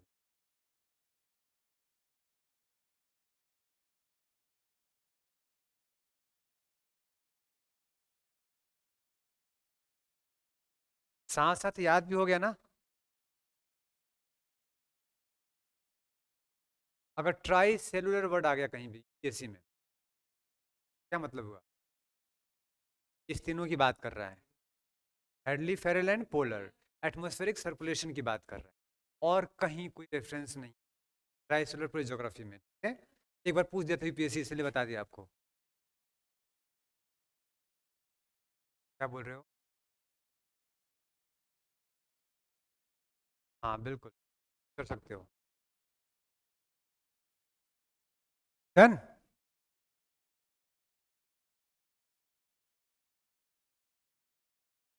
अगर तुमसे पूछ दे what is the significance of Ferrel cell, it explains what?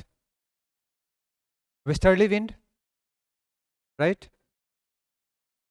blows between 30° north and 60° north and south as well, generally weak or strong? Weak. It causes rainfall at the western coast or eastern coast of the continent. कैसे करेगा eastern में, बताना जरा। Parallel की बात कर रहा हूँ ना, 30 से 60 जाएगा। कैसे जाएगा 30 से 60? वेस्टर्न कोस्ट ना, ऐसे नहीं फंसने का। ठीक है, क्लियर इतना? कौन सा तेल है ये? हेडली से सबसे बड़ा है ना, and major area of earth, उसके बाद फेरल, और छोटा सा पोलर। ये रेड एंड ब्लू क्या दिखा रहा है? ठंड हवाएं हम, समझ में आ गया ये पूरा। और ये फाइनली ऑल इन वन। अगर इंग्लिश मीडियम का नोट्स हो, ये काफ़ी, इतना समझ में आ जाए done, you can answer any question अभी तक जितना पढ़ा उतना में। तो मेरा जो शॉर्ट नोट्स होगा उसमें यही रहेगा बस, जितना अभी तक पढ़ा हमने 3-4 क्लास में। हो गया?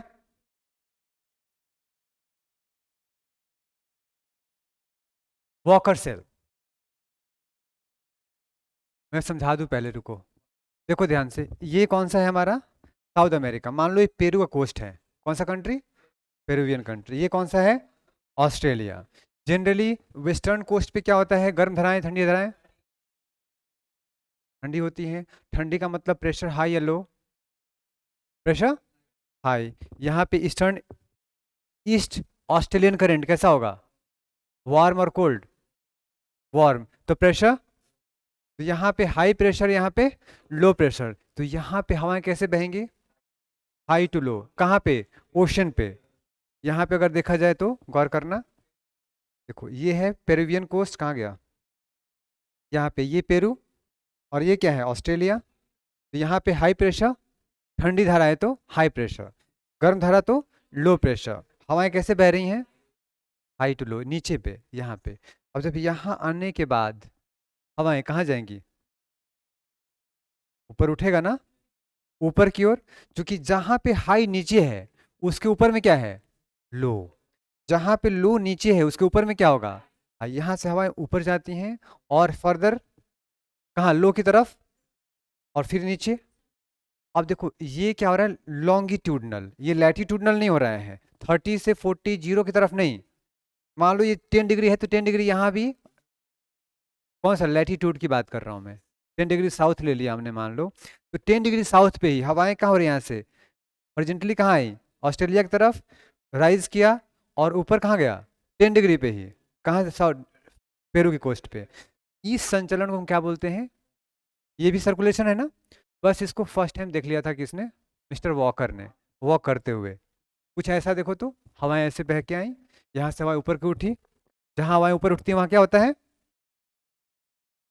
जहाँ हवाएं ऊपर उठती है वहाँ बादल बनता है और बारिश होती है, राइट?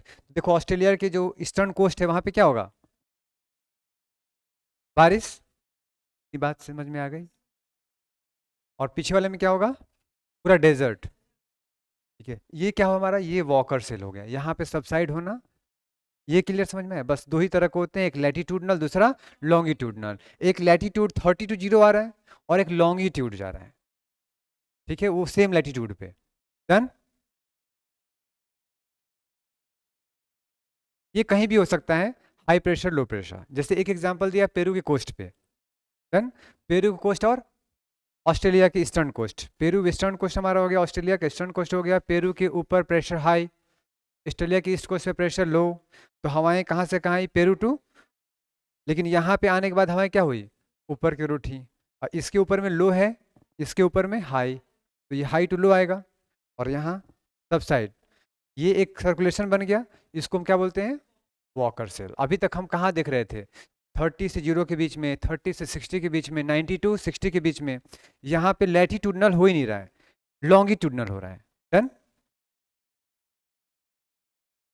कहाँ पे क्यों है टेम्परेचर डिफरेंस? बताओ तुम लोग, क्यों है? पेरू के वेस्टर्न कोस्ट पे क्या है? Peruvian current. गर्म या ठंडा? क्या है? कोल्ड है, तो टेम्परेचर ठंडा होगा वहाँ पे। ब्राजील, ऑस्ट्रेलिया के ईस्ट कोस्ट पे क्या है? वार्म।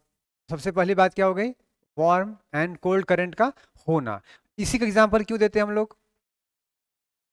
क्योंकि ये तो लगभग सारे कोस्ट पे होगा। बट ये एग्जांपल क्यों दिया जाता है?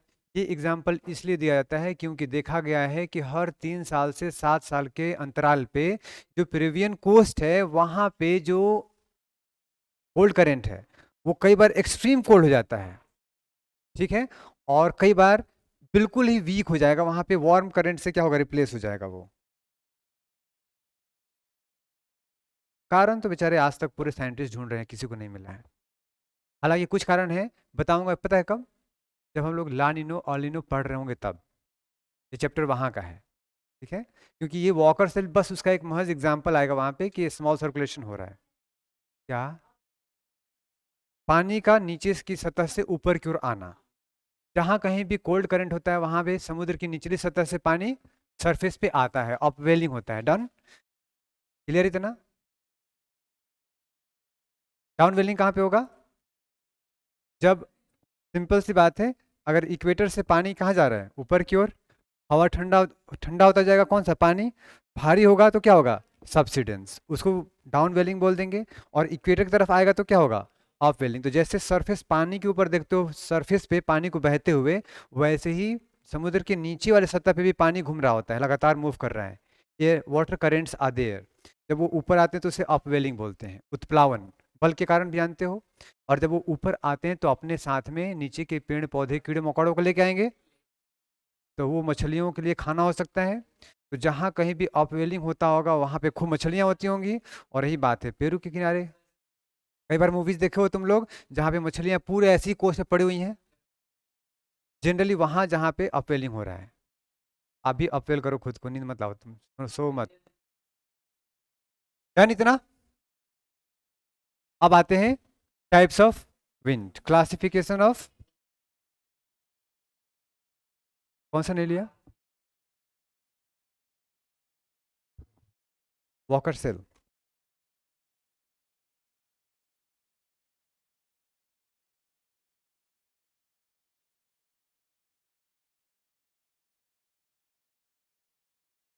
जो भी नए टर्म्स आ रहे हैं आप लोग उससे सिर्फ फेमिलियर हो रहे हो या समझ में आ जा रहा है?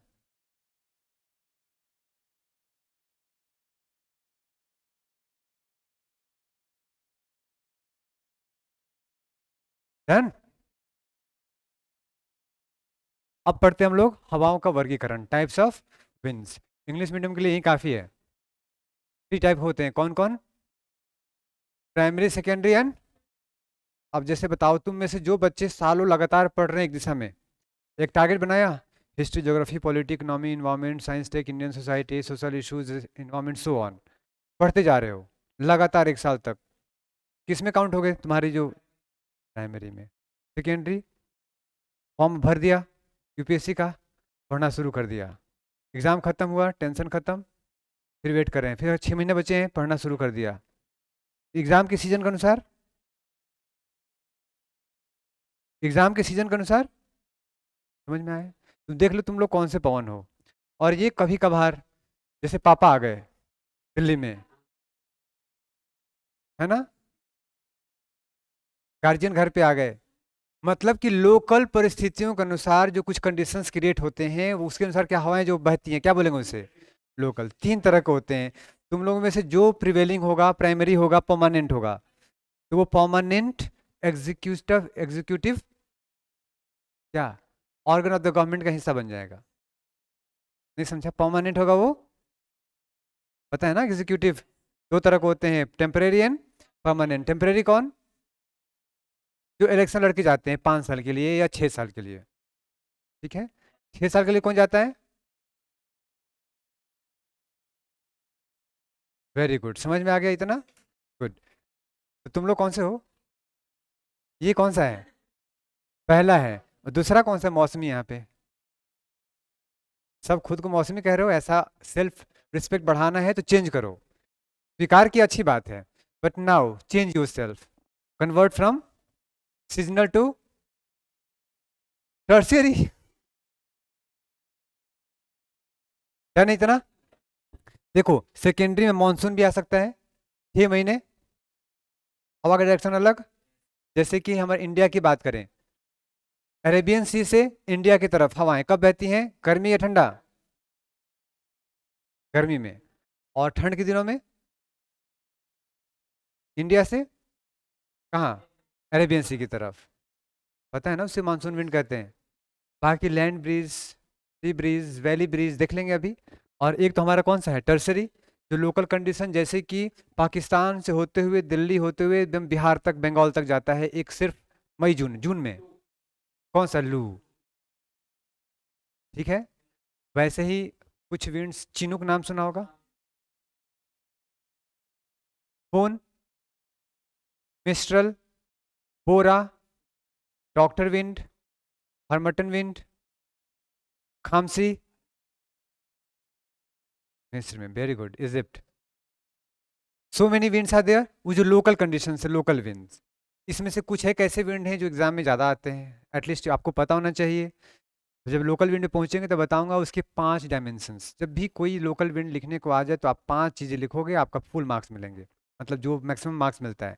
यदि आपने लिख दिया पूरा पेज और लिखे हैं 3 ही डायमेंशन तो नंबर रहेंगे। मैं हमेशा इस बात का फोकस करता हूँ कि आपको क्या मेंशन करना है। तो आगे बढ़ूँ, प्राइमरी पे आए। चलो प्राइमरी पे आते हैं। पहला कौन सा है? Permanent wind. ऐसी हवाएं जो एक ही दिशा में सालों भर बहें, उसे क्या बोलेंगे? ग्रेट। और जिनका सीजन के साथ बदलाव आ जाए, सीजनल। और जो लोकल परिस्थितियों के वजह से क्रिएट होती हैं और कुछ समय तक चलती हैं, वो हमारे टर्सरी या फिर लोकल। इतना हो गया, आगे बढ़ो। अभी जो परमानेंट विंड हमने देखा पृथ्वी पे, पूरे सर्कुलेशन देखा हमने, तो 3 हवाओं को देखा हमने जो चलती हैं सालों भर। एक 30 से 0 की तरफ, ट्रॉपिकल ईस्टर्ली, उष्णकटिबंधीय पूर्वी हवा, उष्णकटिबंधीय पूर्वी हवाएं। दूसरा वेस्टर्लीज, पछिया कहाँ से कहाँ, 30 to 60 के बीच में। इतना क्लियर है।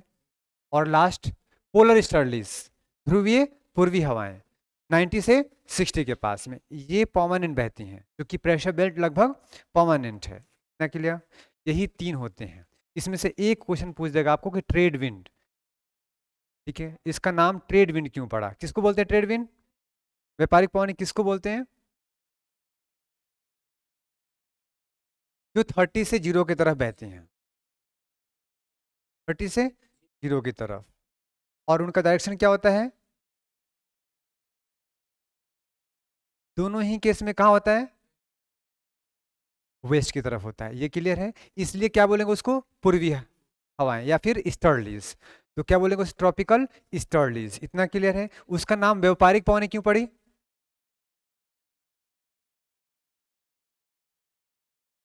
व्यापार करने में मदद करती थी।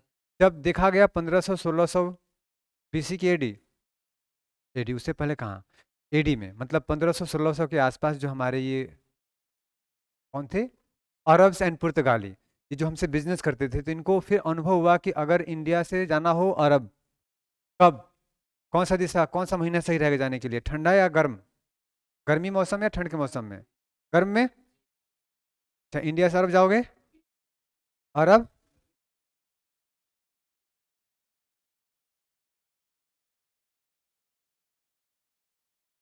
गर्मी में क्यों नहीं? कहाँ से आएंगे, क्यों आएंगे? कहाँ से आएंगे और क्यों आएंगे? जैसे ये क्या है, इंडिया का केस लिया हमने, ठीक है। यहाँ पे क्या है, ये क्या है यहाँ पे? अब बताओ, जून का महीना हो, इसका हीटिंग T1, इसका हीटिंग T2, आप ही बताओगे कौन ज़्यादा गर्म होगा? जून का महीना। आप बताओ, टाइम आपका गया। T1 ज़्यादा गर्म होगा। रूल याद रखना, तुम बताओ। हाँ, लैंड और पानी। ज़्यादा गर्म कौन होगा? गर्मी, जून का महीना है। क्यों होगा गर्म? 2.5 टाइम्स कम चाहिए उसको। नहीं, और अच्छा, मैं पानी की बात कर रहा था। कौन ज़्यादा गर्म होगा? तो प्रेशर कम कहाँ, दाब कम कहाँ होगा? तो ज़्यादा गर्म हवाएं ऊपर उड़ जाएंगी, तो हवा यहाँ पे कम, तो प्रेशर लो। यहाँ प्रेशर हाई, तो हवाएं कैसे बहेंगी? मतलब जून के महीने में अगर इधर से इधर आना हो, आसानी से आ जाओ। और ठंड के दिनों में ज़्यादा ठंडा कौन, पानी या जमीन? ज़्यादा ठंडा कौन, पानी और जमीन? जमीन हमेशा ज़्यादा ठंडा होगा और ज़्यादा गर्म होगा, क्योंकि इस क्षमताएं उसकी कम है। ऐसे केसेस में क्या होगा, ये ज़्यादा, उल्टा कर लो, किस केस में? और यहाँ पे पानी है। जनवरी का महीना ले लिया, दिसंबर का महीना ले लिया, तो यहाँ पे प्रेशर हाई, यहाँ प्रेशर लो, हवाएं कैसे बहेंगी? तो अगर इंडिया से जाना हो मोजाम्बिक, मेडागास्कर, कब जाओगे? ठंड के दिनों में। इतनी बात समझ में आ गई? तो ये व्यापार करने में हेल्प कर रही हैं, इसीलिए इसको व्यापारिक पवन कह दिया। कोई इशू? किसने नाम रखा? पोर्टुगीज ने, अरब्स ने। कब रखा? मेडिवल एरा में।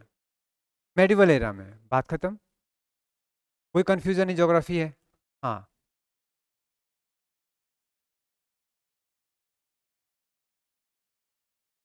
कौन लोग? नहीं नहीं, कोई पोर्टुगीज यहाँ आए नहीं। सच्चाई ये है कि इससे पहले जो भी पोर्टुगीज आए, ये हमारा कौन सा था, अफ्रीका, वो सब यहाँ, ये था ना पुर्तगाल, ये क्या है, स्पेन, है ना, ये पुर्तगाल, और इधर स्पेन, उसके ऊपर क्या है, फ्रांस। तो यहाँ से निकला और इधर की ओर आया, आया आया और चला गया कहाँ? और क्या होता था, लगे हाथों समझ लो। अभी याद दिला दिया, अच्छा किया तुमने, दोनों बातें समझ जाओगे।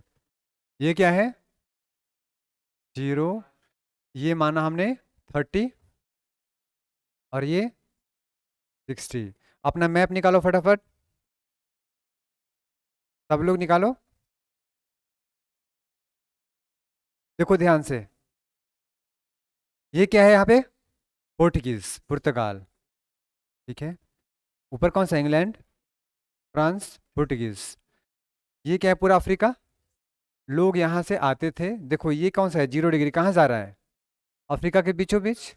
अपने मैप में देखो, ला उसमें दिखा दो, सबको समझ में आ जाएगा।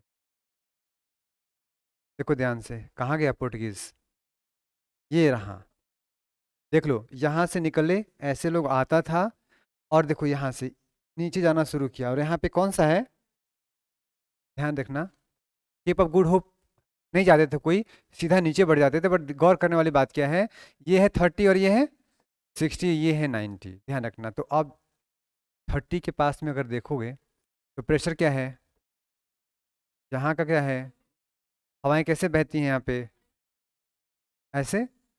अच्छा बताओ, यहाँ पे लैंड और वाटर कंट्रास्ट ज़्यादा है कि कम है? ऐसे केसेस में अगर ये मैंने यहाँ 30 मान लिया, मान लो, और ये 60, और एक हमारा ये हुआ केस, कहाँ पे फ्रिक्शन ज़्यादा, ऊपर फ्रिक्शन ज़्यादा, स्पीड कम, यहाँ फ्रिक्शन न के बराबर, स्पीड ज़्यादा। तो यहाँ की जो हवाएं ऐसे बहती हैं, अभी मैं आगे पढ़ूंगा, व्यापारिक पवनों की ही बात कर रहा हूँ मैं, व्यापारिक पवन, यहाँ तक ये होगी व्यापारिक पवन, हमने व्यापारिक की बात किया अभी। इसके बाद ये होगा एक तरह का परमानेंट विंड। दूसरा परमानेंट विंड कौन सा होता है, वेस्टर्लीज, पश्चिम हवा। अब देखो ये वेस्टर्लीज एक यहाँ है, कहाँ पे, 30 एंड 60 के बीच में, 30 एंड 60 के बीच में, दोनों क्लियर इतना। अब गौर करने वाली बात है, ज़्यादा स्ट्रॉन्ग विंड कौन सा होगा, साउथ या नॉर्थ? साउथ में क्या होगा, स्ट्रॉन्ग विंड होगा। अब इस एक तो यहाँ से मान लो आगे बढ़ा, और इसकी चपेट में आओगे तो हवाएं कैसी बह रही हैं, बहुत तेज। एक्चुअली ये 3 तरह की हवाएं हैं, एक 40 डिग्री पे, उनका नाम अलग है, 50 पे उनका नाम अलग है, 60 पे उनका नाम अलग है। और जितने ही 60 तक पहुंचोगे उतना ही खतरनाक हवाएं बिल्कुल पश्चिम बह रही होंगी, उनका नाम अलग अलग है, जैसे रोअरिंग 40s, और बताओ furious 50s and सर्किंग 60s। 3 name है, क्या क्या बताया मैंने, लिखवा दूंगा, है चिंता मत करो। रोअरिंग मतलब शेर की दहाड़ जैसा रोअर करना, ऐसी आवाज आती है, और उसमें वो एंटर करते थे अपना पुराने जमाने का शिप लेकर के, जहाज लेके, नाव लेके, और उन, और जो हवाएं हैं वो ठंडी गर्म है, एक्सट्रीम कोल्ड हवाएं हैं। उस कोल्ड हवाओं के बेचारे चपेट में आते थे और निपट के पहुंच जाते थे कहाँ, अंटार्कटिका, वापस नहीं जा पाते थे। एक बार कोलंबस निकला, मैं ढूंढ के आऊंगा, कहाँ पहुंच गया, अमेरिका मान लो पहुंच गया, उसको लगा कि मैंने इंडिया खोज कर लिया, नाम क्या रखा, इंडियन। बाद में खोज हुआ इंडियन तो इधर थे, तो उनको डिफ्रेंशिएट किया रेड इंडियंस। आज भी मिलते हैं कि नहीं वहाँ पे, हैं। रेड इंडियन देखा है कभी, ट्राइबल बेल्ट जो है ओरिजिनल, नहीं देखा है तो थोड़ा सा गूगल कर लेना, थोड़ा सा जा करके नेशनल जियोग्राफिक के साइट पे जाके थोड़ा देख लेना कि क्या था स्टार्टिंग में। डन, वापस, ये मैंने 3 नाम बताया, कौन कौन सा, roaring 40s, furious 50s and shrieking 60s। Roaring तो पता लग गया, फ्यूरियस बहुत गुस्सा में तुम्हें लगेगा, और श्रिकिंग मतलब बकायदा तुम्हें लगे कोई बच्चा चिल्ला रहा है, रो रहा है कोई, ऐसी आवाज आएगी। कभी कभी तुम्हारे तेज से तेज हवा गुजरती है तो आवाज आती है कुछ, या तेज बाइक चलाते हो तो कुछ फील होता है, वहाँ नेचुरली फील होता है। और उसके चपेट में आ गए तो नहीं, मतलब बच के जा सकते हो, लेकिन बहुत ज़्यादा कोल्ड होता है और बहुत तेज हवाएं होती हैं। और ये कौन सी विंड है हमारी, permanent, secondary, tertiary, permanent wind है। ये सेकेंडरी तुमको दिख रहा है। इसका क्या नाम रखा हमने, ट्रेड विंड या फिर ट्रॉपिकल स्टर्ली। इसका क्या रखा हमने, वेस्टर्लीज। इसका क्या रखा, वेस्टर्लीज। वेस्टर्लीज क्या है ये भी परमानेंट विंड्स हैं। दो पहले परमानेंट विंड, तीसरा कौन सा हमारा है, पोलर स्टर्लीज। ये कौन सा होगा, पोलर स्टर्लीज। इतना क्लियर है।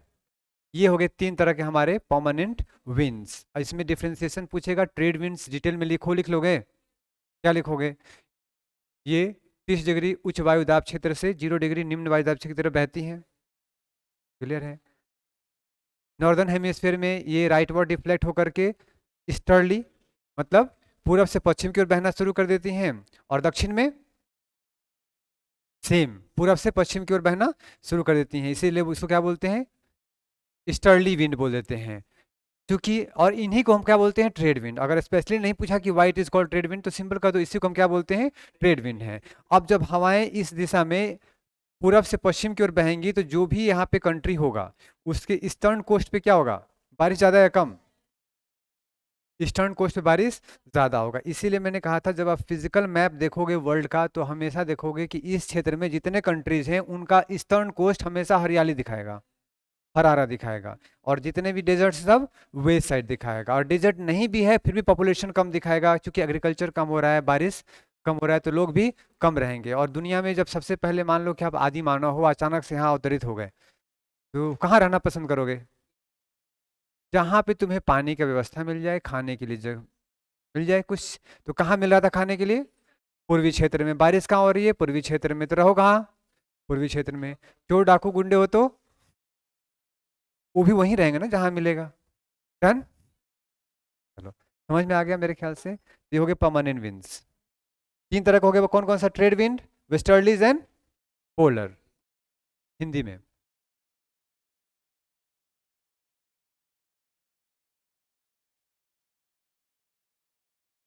व्यापारिक, पश्चिमी, ध्रुवीय,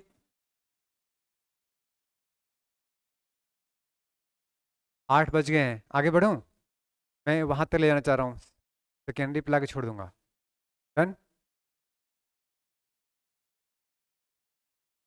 नहीं नहीं, ये कौन सा देखो तो, रोअरिंग 40s, फ्यूरियस श्रिकिंग या स्क्रीमिंग बोल देते हैं, स्क्रीमिंग 60s। अब ये अक्सर पूछता है क्वेश्चन में, फ्यूरियस कौन से लैटिट्यूड पे, लॉन्ग लैटिट्यूड पे, अक्षांश। ये 50s 60s पता है क्या है, अक्षांश है, और क्या उम्र थोड़ी उनका, क्या है, अक्षांश। जो 40 डिग्री के आसपास है 40s, 50 पे है तो 50s, 60 पे है तो 60s। बट तीनों में नाम पूछ देगा कि रोरिंग किसको बोलते हैं, पहले शेर की दहाड़, दूसरा फ्यूरियस अब गुस्से वाला शेर हो गया, और तीसरा उसने अटैक कर चुका है, जानवर पे अटैक कर चुका है। अब वो आवाज आ रही है चिल्लाने की, ऐसे कहानी बना लो, याद रहेगा। पहले शेर की दहाड़, फिर और उसके बाद देख लो तुम किसके चंगुल में फंसे हो अभी। सेकेंडरी कल डिस्कस करेंगे। इस पे नोट्स लिखने वाले लिख दोगे, बताओ। देखो ये है, हवा ऐसे भर रही है पूरे पृथ्वी पे और through out the year same direction में, इसलिए क्या बोले इसको हम लोग, परमानेंट। देखो ऑस्ट्रेलिया कहाँ पे है, ये कौन सा है, ट्रॉपिक ऑफ कैप्रिकॉर्न। मतलब ये 30 से यहाँ होगा 30, इसका मतलब यहाँ बह रही होगी हवा, ऊपर नहीं। ऑस्ट्रेलिया किस में आ गया, ट्रॉपिकल ट्रेड विंड में, तो इसलिए कहाँ पे होगा, ईस्टर्न कोस्ट पे। सारा पॉपुलेशन देखो यही रहता है, ऑस्ट्रेलिया का जो मेजर पॉपुलेशन है सिर्फ इस दिशा में इतना में रहता है। पीछे क्या है, पूरा का पूरा डेजर्ट है, बहुत कम लोग मिलेंगे। 5 डेजर्ट, इसका पूरा क्षेत्र डेजर्ट है पूरा का पूरा। मैंने कहा था 5 डेजर्ट, होमवर्क कर लिया, बनाया हो डायग्राम, बनाया हो, कोई मुझे दिखाना जो बनाया होगा।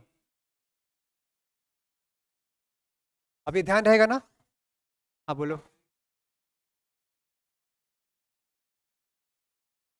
नाम दिया गया है सिर्फ सदर्न में, ठीक है। नॉर्दर्न में नाम इसलिए नहीं दिया गया क्योंकि वहां पे स्मूथली मूवमेंट है ही नहीं, कॉन्ट्रास्ट ज़्यादा है तो रुकावटें ज़्यादा है, फ्रिक्शन ज़्यादा है। नाम ये सिर्फ साउथ में ही होगा, ये ध्यान रखना है, क्योंकि यहाँ पे फ्रिक्शन नहीं है। डन। कोई पूछ देगा रोवरिंग 40 हवाओं के बारे में लिखो, तो क्या लिखोगे? सदर्न हेमिस्फीयर में 40 डिग्री अक्षांश के साथ जो पैरेलल जो हवाएं बहती हैं उसे क्या बोलेंगे? कहाँ से कहाँ? पश्चिम से पूरब की ओर, तो वेस्टर्लीज विंड भी कहते हैं। का क्या इम्पैक्ट पड़ता है? इम्पैक्ट पूछे तो it helps you navigation, research. और देखो जब इतनी तेज हवाएं बहेंगी तो यहाँ पे जो समुद्र के पानी है, यहाँ भी तो करंट बहता होगा ना, मैंने बताया था। अब पेरू करंट पे अचानक जाकर मुड़ तो नहीं जा रहा है ना वो, तो यहाँ से बहुत तेजी से हवाएं बह रही होंगी, और हवाएं कैसी होंगी? ठंडी, तो पानी कैसा होगा? तो जब जाके टकराएगा वेस्टर्न कोस्ट पे ऊपर जाएगा तो कैसा होगा? वो कोल्ड ही होगा ना। तो कोल्ड करंट क्यों होते हैं, आइडिया लग रहा है? वेस्टर्न कोस्ट पे हमेशा कोल्ड करंट क्यों होते हैं? कि हवाएं ठंडी हैं, बहा के ले जा रही हैं अपने साथ, ठंडा कर दिया उनको। ये बात समझ में आई? कहाँ पे? हमारे पास टेक्नोलॉजी अब हाई है। पहले थे ना नाव कमजोर कमजोर, अब तो आराम से बैठो, निकल लो, ये हवाएं तुम्हारा कुछ नहीं बिगाड़ पाएंगी। क्या? तो प्लेन कहाँ उड़ता है? हवाएं कहाँ बहती हैं? धरातल पर। धरातल पर जैसे ऊपर जाओगे, जैसे से ऊपर जाओगे कम हो जाएगा, इसीलिए यहाँ पे लैंड नहीं करती है, नहीं जमीन कहाँ लैंड करेगा?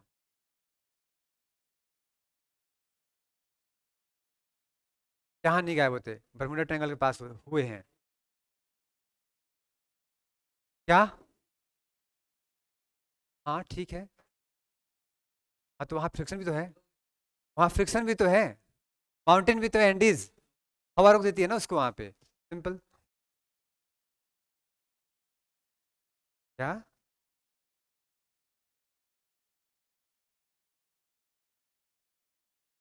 भरलू गूगल पे कहाँ गायब हुआ था? ऐसे तो पता नहीं, सैकड़ों प्लेन गायब हुए हैं, सबका नाम याद करोगे कौन कहाँ गायब हुआ? चलो ठीक है आज के लिए, कल हम लोग विंड खत्म कर लेंगे, और फिर शुरू होगा आपका बादल। बादल, क्लाउड्स।